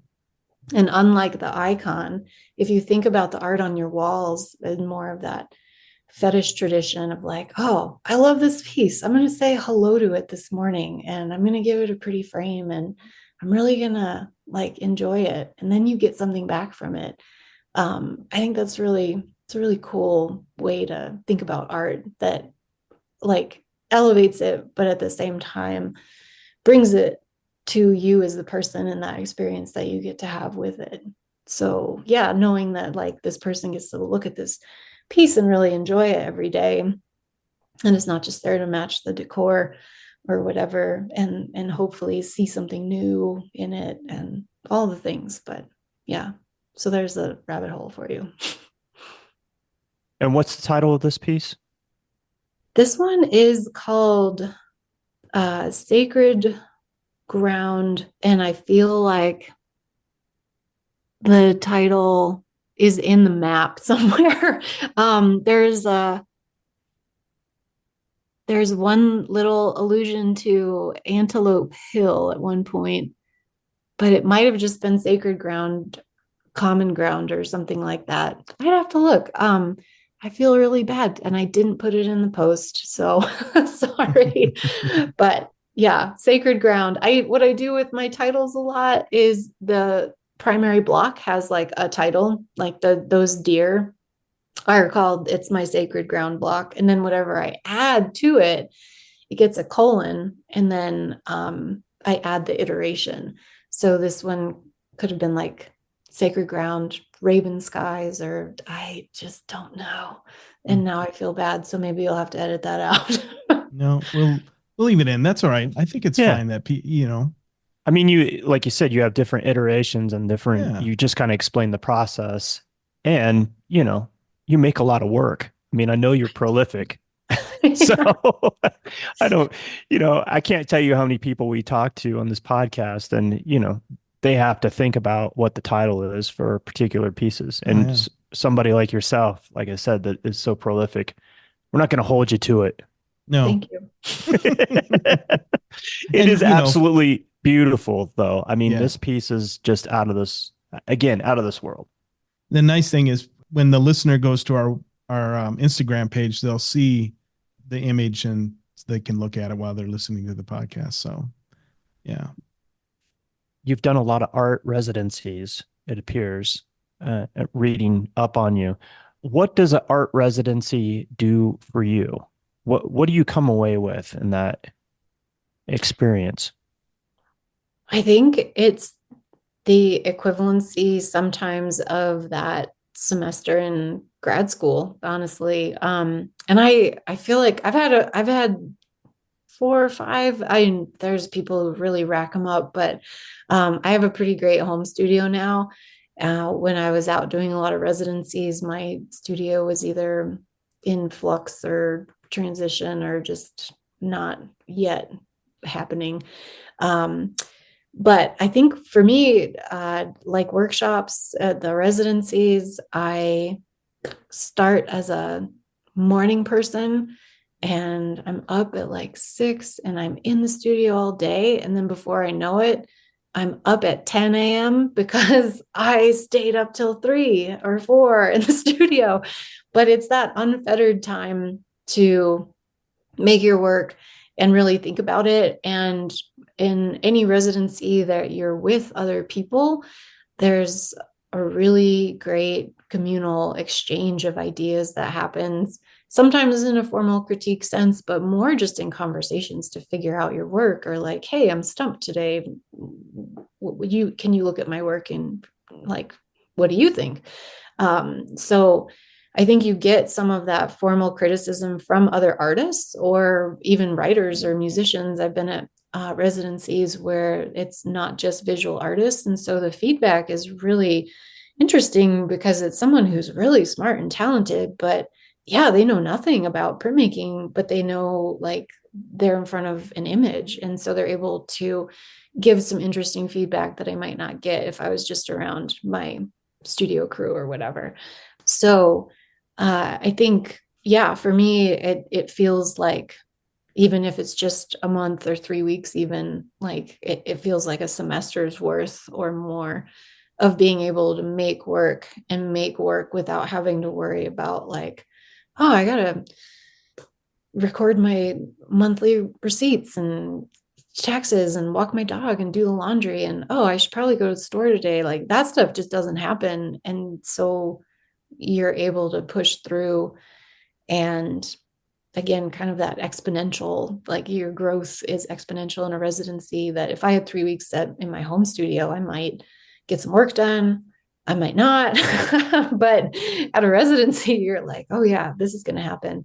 And it's just really, all the ones I've been at have had pretty incredible energy. And then the places also, there's such a sense of place at so many of the residencies. I've been to a couple in Wyoming and one in the Rockies and at Anderson Ranch, and then one in Hawaii.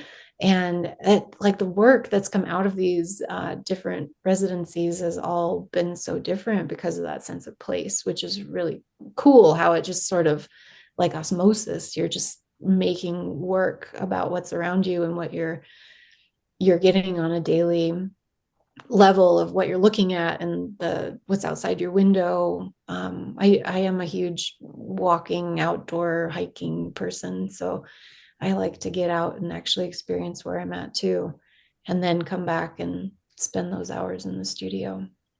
So is residencies usually competitive as far as, do you apply and you're chosen? Yeah, most of them are.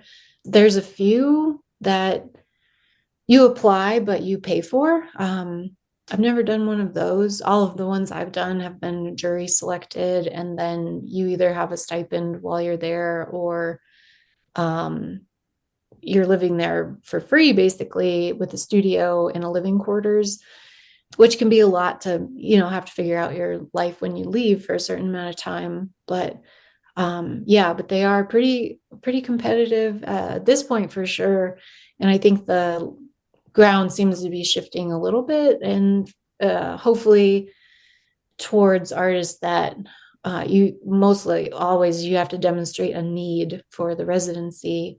And so for me, my studio was out of commission, and so that was one of the reasons. But residencies are a great stepping stone from grad school to, your more permanent art practice, whatever that might look like. that was when I did a couple of them. And then I've was doing them, trying to do one like every year or two, kind of to push myself and to have that time in that semester that like felt like, oh, I need some progress. I'm in a rut and I gotta like really try and pull myself out of it. But now I have everything I need in my home studio or at Wonderhand, so at the warehouse studio with the 8 printing presses. And I've always been really goal driven and everything. So for me, waking up in the morning, and I treat my studio practice like a 9 to 5 pretty much. And I'm just there, and I teach on weekends, and then I make art during the week. And that's what I try and do. And I think it was a big realization through residencies, through workshops, when I was committing at least like 8 to 10 hours a day making art, you do have those breakthroughs, and you do work through things differently than when you only have like 2-hour segments to do it in. So I really realized if I put the time in, I'm seeing the results. So I just need to put the time in. And that was huge when I transitioned from teaching more or less full time. I had a contract full-time position at a university, and I decided not to do it after COVID because it's just a changing landscape. But it was an easy decision to say, if I put the time in that I'm putting into these students in my own practice, I don't want to sound egotistical, but it's like, not how can you not be successful? But like, if you're putting in that much time, it somehow, some way, like, will be noticed and your work will be seen, and like you're doing all the things. And that was what I wanted to do, and that's what I did. So yeah. So where were your residencies in Wyoming? I did a residency at Gentel, which is outside. It's actually in the Ucross Valley on the opposite end as the Ucross residency. But the closest city is Sheridan. So it's up north. And then I did a residency at Brush Creek, which is south, like right over the Colorado border by a little bit. The closest city is Saratoga, but it lets up to national or state forest, which is on the tip of my tongue, but it's sort of in the snowy mountain range. It was really beautiful. And again, like, both groups of people were incredible. And then I had a residency that was more solo in Hawaii at this place called the Donkey Mill, where I got to be like a guest artist and had a residency for a short time, a couple of weeks. And then I taught classes while I was there as part of the residency, the educational outreach part. And then I was a resident at Anderson Ranch in Snowmass. And then after that residency, I worked there for a little bit of time and helped run the printmaking department. So what island in Hawaii were you at? The Donkey Mill is in Kona on the Big Island of Hawaii. Yeah. And I go by Ucross when I go to Sheridan. So I know they have that artist residency, artist compound or whatever, which is it's really in a kind of it's kind of tucked down, but it's in a beautiful little area. But you got the big ones. It is. It's a nice one. We got a tour, actually. The people at Ucross were nice enough to let the residents at Gentel come and got a tour of it. And I've applied many times, but never been accepted to Ucross. So those bastards. But I've had lots of friends who've gone and said it's just pretty magical. Yeah. Well, thanks for sharing, because it's interesting, Yeah, there's so many more out there. And I think part of it was like the changing of the guard. Like, I really knew that there are people that at this point in my life that have a greater need than I do.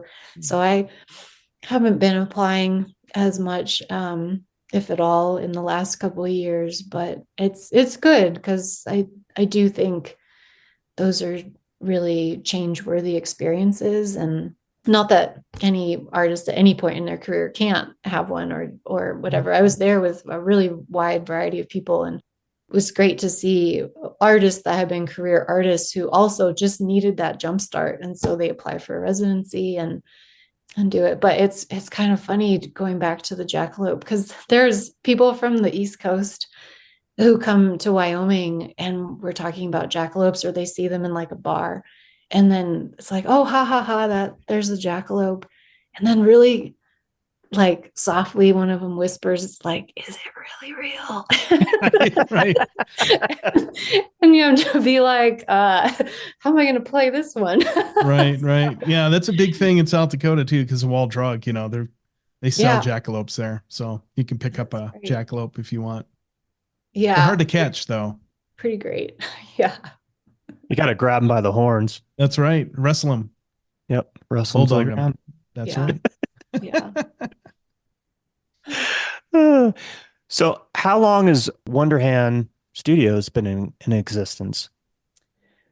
My husband and I, actually, that's why we ended up in Greeley. For people who don't know Greeley's like a small-ish town, quickly growing, but on the eastern side of the state.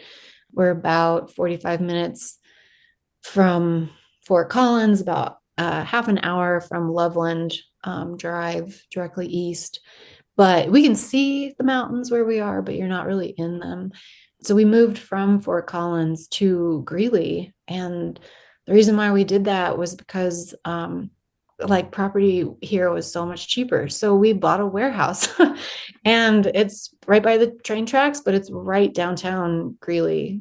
So we are like a block from a really famous brewery that's won a lot of awards called Weldworks. And we're sort of right across the main drag from the little downtown area that has shops and restaurants and stuff. So we kind of lucked out and got this building in 2018, and it was just an empty shell of a warehouse, and we painted it and put in a few things and started pulling our presses in. And it sort of took us a while because we were both working full time and trying to kind of start this public shop.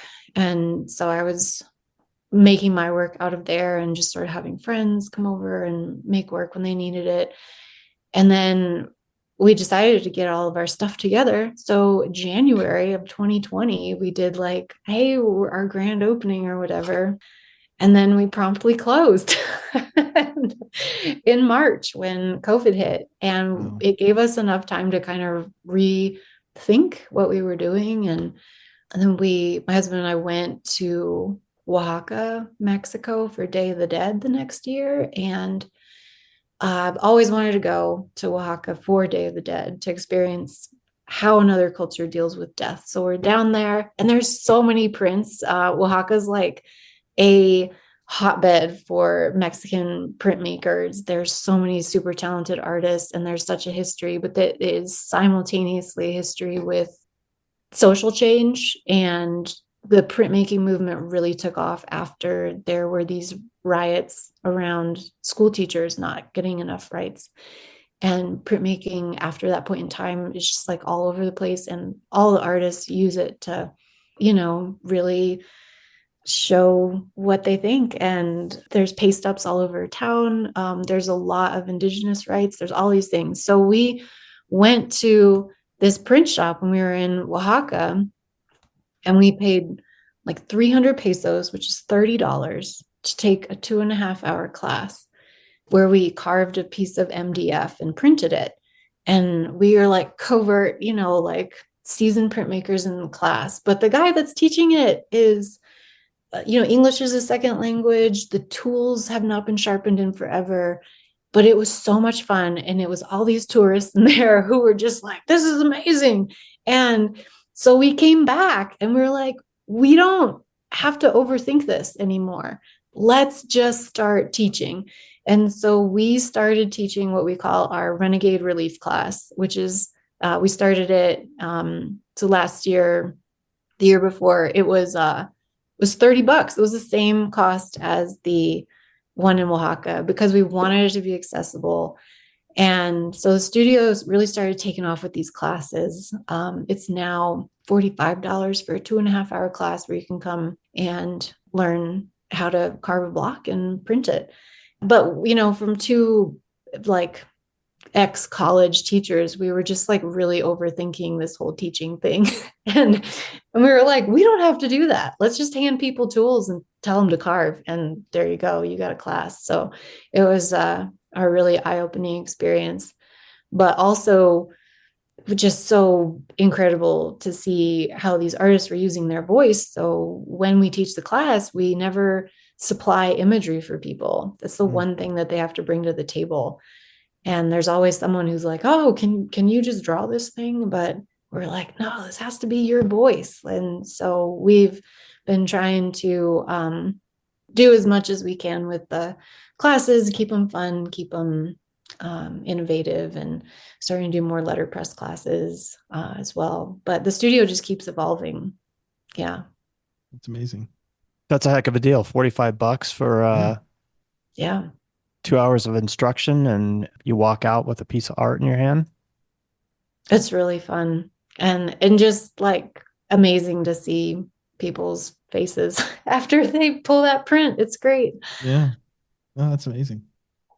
I read that you had kind of a transcendental, like emotional experience when you were in Mexico with this piece of Siqueiros. Yeah. What was it about that struck you? Still gives me goosebumps. Yeah, I walked into the Palacio de Bellas Artes in Mexico City when I was studying abroad in Mexico when I was in college, and I think it's one of those pieces you can see it on the Google search, but when you're there in person, this piece is like 2.5 stories high. Like it's this giant mural on an interior wall.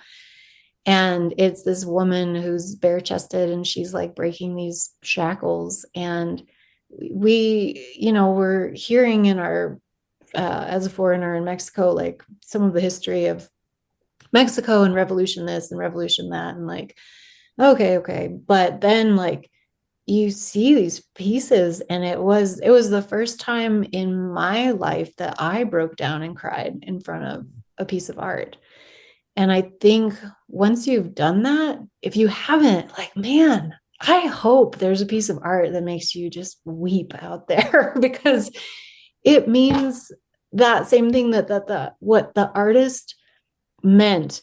Their heart and soul and everything that they put into this piece, it's reflecting on you and it's coming in hard. And it was almost like I understood how important the entire revolution for these people was in Mexico with this piece. And it was enough to just like make me cry. And there's one other piece that really changed me in the way that I thought about art, and it also made me cry when I was in the Renwick Gallery in DC. It's one of the Smithsonian museums. I'm wandering around the Renwick, and it's a craft museum, so they have again like the height of fine craft at this museum. And I round the corner, I see the ghost clock, which is a full-size grandfather clock. Looks like it's draped in a sheet, but it's all carved out of wood. It's really incredible. And I come around the corner from the ghost clock being like, wow, that was really cool. And I see this giant rabbit recoiling away from me. It was the first time I had seen one of Beth Cavener's pieces in person. And I went like, oh my God, I just scared this massive bunny. And then it absolutely took my breath away. And then I stopped and I just like started crying because this piece, it was, I forget the title, but it was something like No One Loves Me or something like that like alluded to the fact that this rabbit was just like so scared and kind of in the recoil. But yeah, I think those experiences they really give you a bar. And not that I will ever be one of the Mexican muralists, but that piece by Siqueiros was just like nothing I had ever seen in my American life. And I had seen a lot of art, but nothing like that, nothing with that sort of revolutionary history of a people. Like it was so many hearts and voices in that piece that was really resonating. And the title of the piece? La Nueva Democracia, the new democracy. I should know that. You can ask me again and now I'll know it. No. I put you on the spot, so don't sweat it. And Wes will cut that all. Oh, okay, I can cut it. Was the rabbit a red rabbit? Yeah. She does a lot of rabbits. She does. It's called I Am No One. I Am No One. Okay. Yeah. Which is such a haunting title for that piece. And he's huge. He's like 5 feet tall. Really? Holy smokes. Yeah. But the way they had it curated, like he was just like he was hiding in this corner that like you had to walk around and in to be able to see it. And as soon as you did, you're like, oh, I'm in his space. He's just like can't go anywhere. It's so sad. It's an amazing piece, and I could see where you like could be emotional about it. Yeah. Just how he's hunched in the corner is very dramatic, really. It was. It still like haunts me. And I've never heard of Beth Cavener. She's amazing. Yeah, I'll have to do a little bit of a deep dive on her because those rabbits are amazing. Yeah, she's incredible. I think she has a studio in Montana now or something. Oh, okay. But yeah, she's always been one of my favorites. But like her emotion and her animals and I mean, talking about that like poetry and how you speak to the world, like her sculptures are just out of this world, I think. Yeah, they are crazy. Being based in Greeley now, with your studio, you're cultivating a community of people. How is the art community in Greeley? Is it growing? Yeah, it's really interesting. What we hear a lot is that nothing like our studio exists in other places in northern Colorado and even in Denver. We're able to do things just a little bit differently because of my time, I guess. We have print memberships where people can come and use the studio on a monthly basis. And to be able to do that, you have to pass a test with me, or more likely what's happened is people take like 4 or 5 or 8 or 10 classes just because they like what they're doing. And then all of a sudden they're like, I can just come in every month or every day or whatever. And I'm like, yeah, you can. Because it's my studio and I'm there working all the time. If someone's there, I can troubleshoot an issue for them. So it works really well. The bigger we get, and like it's not a sustainable model for sure. If I'm on vacation, like people can come in and work, but I won't be there. But there are lots of barriers to entry with printmaking. And I think that's also the reason why if it were to die, it would be that. It's because it's not accessible for people. So having our studio in Greeley, we can do it here. We wanted to do this in Fort Collins and we couldn't afford the rent or the property. So, but Greeley it does have this like grassroots sort of feel. We're a lot more diverse than other parts of Colorado, because we are like this very middle to low class city. We have a beef plant and we have other, like there's big ag, there's oil and gas. All the things that Colorado needs to run are in Weld County where I live. And people literally poo-poo us because we smell a little like cow duty, but on one day a week or whatever.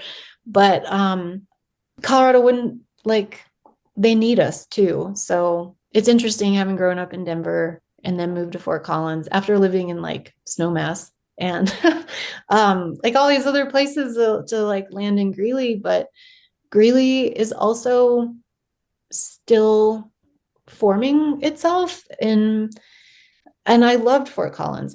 Fort Collins was a great place to live, but it had its like their beer and bikes, which is great, but it's kind of set. Greeley, the things people know us for are things that I think are all changing and in flux. And it's like, yeah, when Denver smells like cows, people are like, oh, that's Greeley. But that's not the only thing happening here. And it's really cool. There's also been so many people, like I was born in Denver, but there's so many people that are new to the state who don't know what Greeley is. And a lot of those people are the ones that are unafraid to come to take a class or a workshop, or like, oh, I just moved to Denver. How far are you? Like, can this happen? So I think it's really interesting, but Greeley does have a lot more funding for the arts and beautification than other places that I've lived, because they're trying to make it a really nice place for people, and they want it to be vibrant. They want it to be exciting. They want it to be artsy and creative. And I think they're doing a decent job with what they have. And we, again, are in like the older, more historical downtown part. There's a lot of tract houses and suburbs that are stretching all the way to Loveland because people need affordable housing. And that's where you live, is away from everything else. When you like, there are people that commute to Denver or Fort Collins and live in Greeley, but the place itself has a really interesting history. Greeley would have been the capital. Most people know the saying, "Go west, young man, go west," because that was Horace Greeley who said it. He and his buddy Meeker were the ones that settled out here, and it was one of the first sort of big cities, but they didn't want to be the capital of the state, so Denver took it. At least I hear that at the History Museum here. So it has a really interesting history, and there's also, a really large Latino population, and we also have a really large refugee population, because refugees need to live somewhere where they can afford to live, but also have jobs that are accessible. So that's where, like, they work at the beef plant, or they work with the natural gas or oil or whatever. And it's just really different. We don't have the software tech that a lot of the other Fern Range does. But in some ways, it makes it a little bit more interesting place to be, and a little bit more real on some levels too. How's the food there? Is there some good restaurants? We have really good tacos, and we have really good burgers. Okay. And I cook a lot at home. But I think I also lived in Austin, and oh my gosh, like we've gotten some new restaurants and they're good. But yeah, the street tacos are pretty incredible. Well, I was thinking because of the Latino population that maybe the food was pretty good there. We have really good Mexican food. Yeah, for sure. We are not lacking in that. Yes. Yeah, excellent. Now What's the university? Yeah. Which one is it? We have the University of Northern Colorado. That's right. So that's UNC. the UNC Bears. And and they're a teaching school, educational research institution, versus an ag school like CSU. So there's still a lot of research, and they have some programs that are really well known there. And then they're going through their own growing pains like every other higher ed institution. Yeah. So let's talk about pricing. How do you price your work? Because I see it in different ranges. So can you talk about that a little bit? Yeah. So I really do want my work to be accessible, which is why I have the traditional print structure. So I do edition my work. I pull editions of 100 from my blocks, but those are the blocks that are meant to be editioned and usually have their own little story that go with them. And when they're gone, they're gone. In that black and white editions. So I ink them up in black ink, print them on white cotton rag paper, and sell them from anywhere from like for an 8x10 piece, they're like $40 to $50. And then the larger plates kind of go up into the low hundreds, like 300, 400 for a little bit larger editioned piece. And that was my crux for so long. Like I never had work that was over like $400 because I was just like, no one's going to pay more than that for this. But it's great. Prints are an excellent way for people to build their art collections, and it's still real art. Like it isn't just a fancy G-clay laser print. It is handmade. And once you experience that process, and that's why I bring a block to every show or event that I'm at. Yeah, and people like that, and they can see the difference then once they understand it. And then my unique work, I do small collages with the blocks that I've carved. So none of my blocks are ever canceled. I retire a few every now and then, but they go on to be used in unique pieces. So I'll never reprint the editions. They are just 100 of black and white in that lower price range. And when they're sold out, they're sold out. And then I use that block and add collage or other blocks to it or around it. And those typically start around like 200 for the little ones.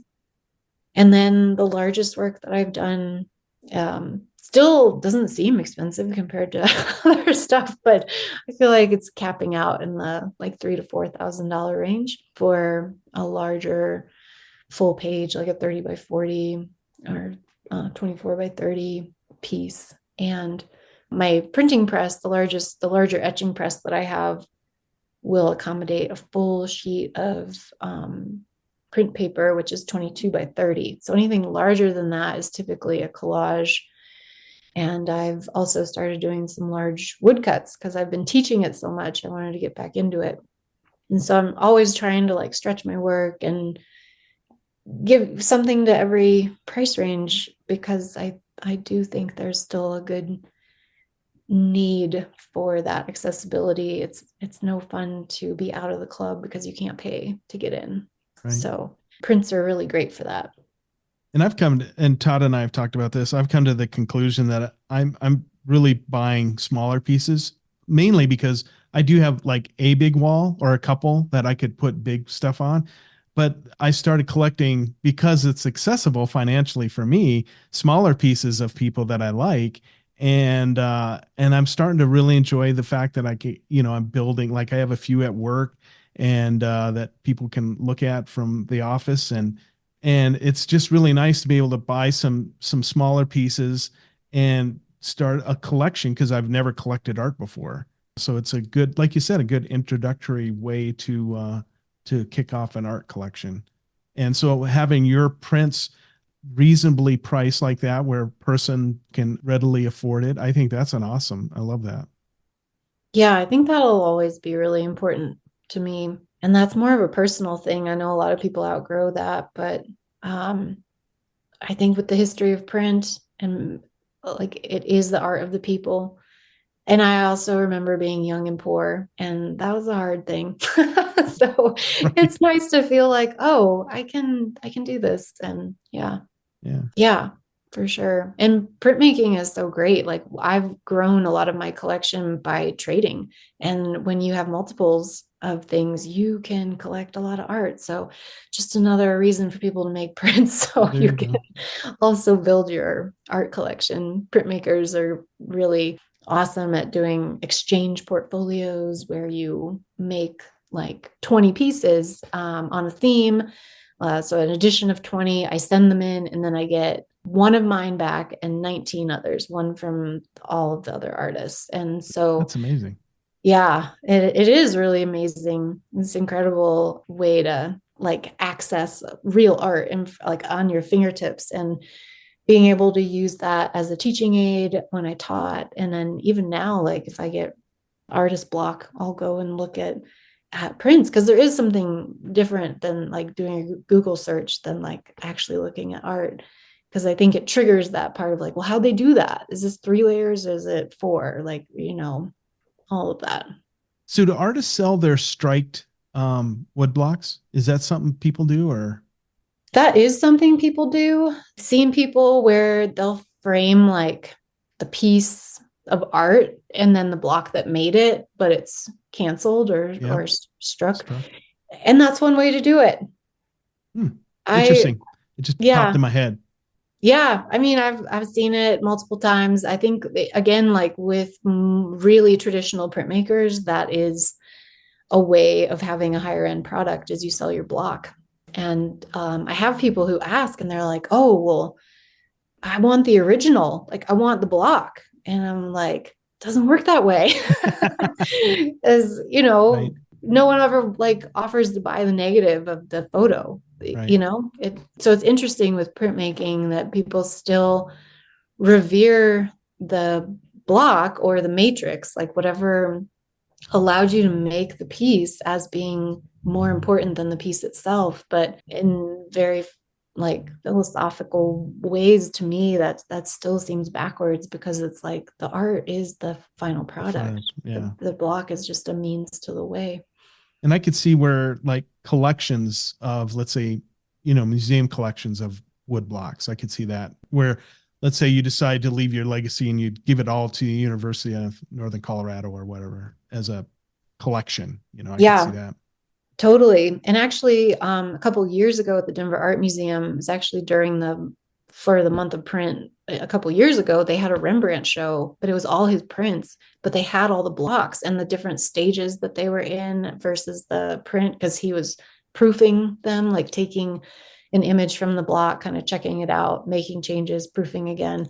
And so it was much more of like an educational element, which is why I bring my block, is that educational element. So I think the blocks have value, but for me, it's more that explanatory part of the process. Well, I like the idea that you're taking, you know, your striked edition block, to use that phrase, and then incorporating into new collage art. I think that's brilliant, and way to keep that legacy of that piece going, you know.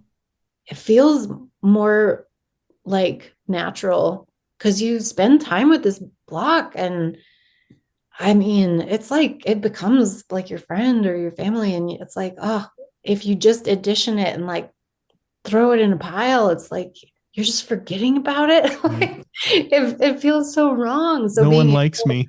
Yeah. Like it makes it feel like you're giving it a new life. And I love how they change when they're like paired with something else. Like the Jackalope piece, just alone as his edition, it was just a black piece, you know, in black and white, the single Jackalope. But when he's with all those other elements, like it is a whole nother level and ball game. But that's the funny part too, because people are like, oh, well, how long does it take you to make your work? And I'm kind of like, since birth, because those pieces, they add up. Like I couldn't make the work that I'm making now without the last like 10 or 15 years of carving and making these pieces. And I think that's also why my work is maybe a little more unique, because I'm like constantly reaching back into that archive, but it's to produce something new. And again, like I just couldn't do that if I hadn't been doing this for the last 10 years plus. And I think that's also when I teach workshops, people are like, oh, well, I want to make work like yours. And I'm like, well, this is how you do it, but you better get started now, because you know, 10 years from now, you're going to have 50 blocks and that'll be great. But right now you're at one. So just keep working. So, yeah. And then my last question on the whole striking thing or whatever, how did you land on 100? Is that like industry standard, or just the number you pulled? Random. Okay. Yeah, I don't know. I think I did the math at some point and was like, yeah, I guess that's what eventually will get paid for these if they all sell. And it's not too much to store. Like if you're doing editions of 500, like forget about it. Like just the amount of like storage space that takes is way too much. So, because with prints, like real prints, you usually are printing all of them at the same time, especially if is color involved at all or anything. If it's not like straight out of the can, you're mixing that ink. So you have to print them all. And then even with the black and white ones, like I'll usually print them like in 2 batches of like 50 and 50, like a month apart, just for storage usually. Right. Because I gotta push a few onto galleries and get them bagged and tagged before I can have room for more. But I don't like to go too long in between because, I print on all the same paper, the cotton rag paper, use all the same ink, but still, I think it's just my print background. I like to be a little more closed on my editioning. So 100 was just the number. It sounds like a great number. Yeah, not bad. Yeah. So do you sell most of your work through your own studio, or is it through galleries? How do you sell most of your work? The bulk of my work I've been selling. I do a lot of the summer art fairs, and so that's kind of my summer job. And then I was doing academic work, but I would set up a tent and sell my work, and it was kind of nice because a lot of the art fair shows, art festivals, I kind of hit that magical price point because there are a lot of people who go to those shows and they get priced out real quick when they're like, everything's just too expensive. But my work's affordable. They have that conversation with me. They learn about the process, and then they want to keep something. So even if they buy the least expensive thing I have, they still win because they're like, oh, I have this little keepsake and I got to talk to the artist. So I've been doing art fairs in the summer months for a while now. I'm trying to do less and less of them, mostly because I'm more tired now. And I only do Colorado and Utah. I used to go all over the nation, but Utah has really easy tax laws. So it's the one that gets stuck. And then just here in Colorado. And then I do sell online. I sell at Wonderhand. I do studio visits there and sell. And then I am represented by a handful of galleries. And then I also have some work at contemporary craft galleries like Balefire Goods in Old Town, Arvada. And then other incredible galleries like Keep Contemporary in Santa Fe. And then the Keel Gallery in Trinidad, I'll be doing more with them in the future, I'm sure. So it's great once you find people that respect your work and understand it, both in concept and in that process. It's a really, really good fit. And this gallery representation that you do have, has that been initiated on your part, or have they sought you out? They've seen your work on, say, social media or something, or in another gallery, another exhibition that you've been a part of? How does that work? Most of them, they either have seen my work at another space or they have seen it at one of the art fairs. For all the art that I've made and all the wonderful people who say your work is really good, I still have a really soft sell, and it's really hard for me to be like, you want my work, gallery, don't you? So I have been really bad about approaching galleries. I've taken a backseat and sort of done all the peripheral stuff, hoping that I would be noticed. And it's worked to some extent, but I need to put myself out there. But yeah, most of the galleries, I think one thing with my work is that because of the detail in it and just overall, like to really get it, it is 100% better in person. I've had multiple professional photographers photograph it, and I mean, the photos that I take in my studio are more decent because the digital cameras have gotten better, but it doesn't photograph well at all. So if I were just sending work out to galleries that hadn't seen my work, it would be a slower road, I think. I'm kind of muddling through that, but I'm trying to transition. I've always worked, I've had many jobs in retail, so I've also understand the retail wholesale divide. So I've never been shy on the gallery takes 50% sort of a thing. It's more just putting myself out there has always been really difficult. Do you sell much work off social media? I have. I think that's where a lot of people find me. I think Most of the people on social media find me from seeing my work somewhere, though. So again, it's that like connection in person somewhere, which I think also just means it's like connecting in person is still a really valid way to connect. I have a love-hate relationship with social media because I also don't just want to use it as a sales platform, but I'm mostly on Instagram. I've kind of let Facebook go by the wayside. And between my website, the Wonderhand website, and then Instagrams, and then I think our Instagram just kind of forwards things to Facebook. But I just, my brain doesn't really like social media.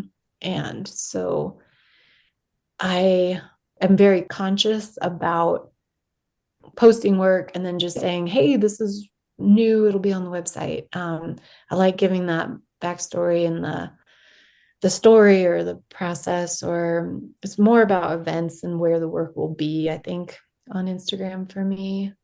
So I think my strength has always been in person, like connecting with people, telling them the stories, showing them the process. And from that, money in a sale is just an exchange of energy. So after I've given all of that, people want something from me, and that's the artwork. And then they pay for that. So without that, if they're just seeing an image with a price tag on it, it's just different with art. I just don't feel it the same way. So sales are tricky, but it's nice when I connect, people can go on my website and see what's on there or ask me questions or whatever. That connection is really important. Yeah. I think so. Yeah. People really desire that, I think. And that's, I think that's an important facet of moving work and selling art, Mm-hmm. I mean, we've even talked to abstract artists, and I don't necessarily appreciate it. And then once I hear their story and get to know them, and we talk about a couple pieces, I have a totally different view of the artwork. So it's taken me some time to like really wrap my head around abstract art. And like I've said before, I'm starting to like really appreciate that more so than the ultra realistic paintings that I loved in my Mm-hmm. youth, so to speak. So, Yeah, yeah, the connection is so important. it is. It's a part of the journey, both of like the artist and anyone who appreciates art. Like you Yeah. really need that connection. I want to talk about one more piece tonight, and this particular one, which I think is really beautiful. This is entitled Burning Heart Leads the Way. Mm-hmm. Yeah. So I think I mentioned that the deer is one of my representations of the female.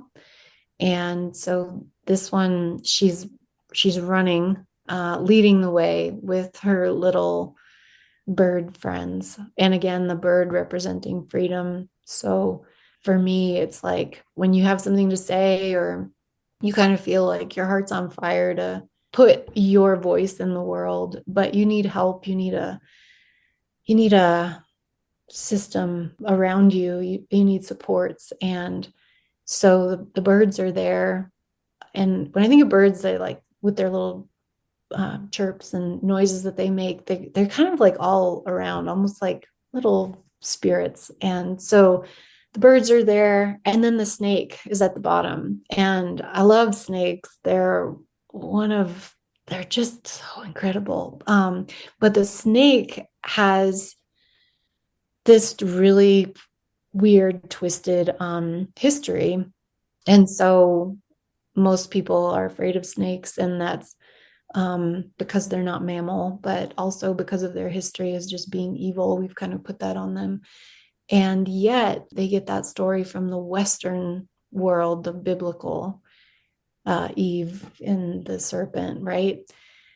And of course they can bite, but the majority of snakes don't. They're whatever. I like snakes. And so a lot of indigenous tribes, the snake was associated with rebirth and with new life.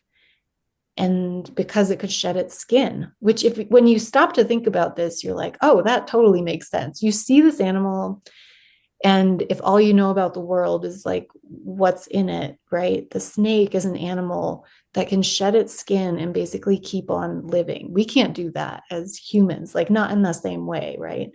Um, you can't take off your epidermis, right? But the snake can do this. And then it's associated with rebirth, being able to sort of live, shed the skin, and keep living, and new life, right? And therefore is also associated with the woman and the goddess and this ability to birth, right? And so the snake, for all those reasons, is one of my favorite animals. And so the snake is part of that support system around the deer. As she is leading the way, the snake is sort of following there, and then all the little flames uniting them. But I think, everything takes a village. I wouldn't be where I was in a vacuum. None of us would be. Right. And we all need to find the people around us that make us sing, and sort of like those birds, like that bring us to happiness. And once you find that, and once you kind of let go of other people who might not be serving you in that same way, your life can change. And that's a pretty cool thing. Beautiful. Yeah. We're at the beginning of 2024. What exhibitions do you have on the books for this year where people can come see your work in person if they don't come up to the studio in Greeley? Oh my gosh. With the month of print, it's going to be a long list here. So I'm going to have a very cool $10 coyote print at the True Brewing fundraiser for MoPrint, March 1st, the first Friday in March, I think. I have work up that opens in January at the Arvada Center for their 5280 show. It's artists that are within 520 miles of Denver in the print world. And then I will have work at the Curtis Center for the Arts in Littleton, a Centennial, for a month of print show. And then I'm actually putting on and hosting a show at the Toynton Gallery, which is the gallery inside of the Union Colony Civic Center here in Greeley. That'll be myself and 4 or 5 other printmakers in Colorado showing work about the land and our connection to the environment. And that'll be up during the month of latter part of March into April. And then a couple other exhibitions. But I do have work at Keep Contemporary in Santa Fe. I do have work at the museum in Trinidad and at the Keel Gallery there. And then in the first weekend of May, I believe it's May 3rd, 4th, and 5th, at the museum in Trinidad, we're going to be doing some printmaking events around a show that will be happening there. So tons of places that are open now. There's lots of other calls opening too. So if you're making prints, you should definitely check out all the calls on the MoPrint website as well. And then I see that you have a workshop.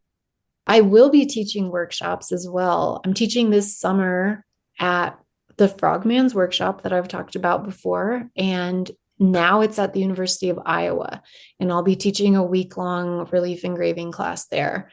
And then I'm looking at a couple other workshops, a destination workshop in the fall. That'll be in New Mexico, where I'll be teaching engraving, and potentially one other one.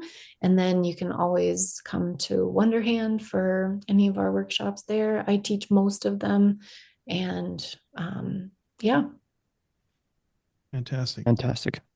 I cannot tell you how happy I am that you were willing to come on and talk with us. I really appreciate you taking time away from your husband this evening and the dog or dogs. I'm not sure if you have multiple dogs, but and spending a few hours with us and talking about, what you do and educating us on printmaking, talking about your work. I mean, it's all of it's spectacular. I mean, literally could talk to you for another few hours, but you know what? We will gladly have you on again anytime and look forward to talking with you in person in the near future. And I don't know, I might have to come up and experience Wonderhand Studios firsthand and maybe take a printmaking class. That'd be awesome. Yeah, for sure. The doors are open. Thank you guys so much. This has been really fun. And hopefully I didn't nerd out too much. No, we love that. We love the nerding out and the deep rabbit holes and introducing us to new people like Beth.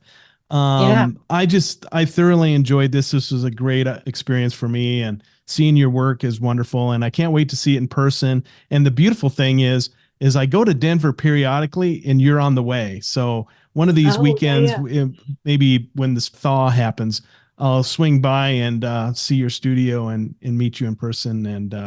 And taking a workshop would be kind of fun. Maybe we need to do a workshop together, Todd. That would be interesting. I'd be into that, man. Yeah, that'd be super fun. And tacos. What's that? And tacos. Yeah. There you go. I'd be up for some street tacos. Yeah. So get your fix. Right. Yeah. Thank you so much. I do appreciate you, and glad we had you on.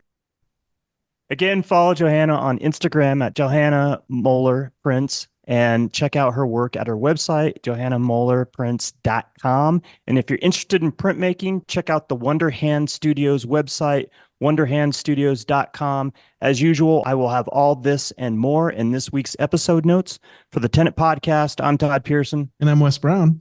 Have a great week.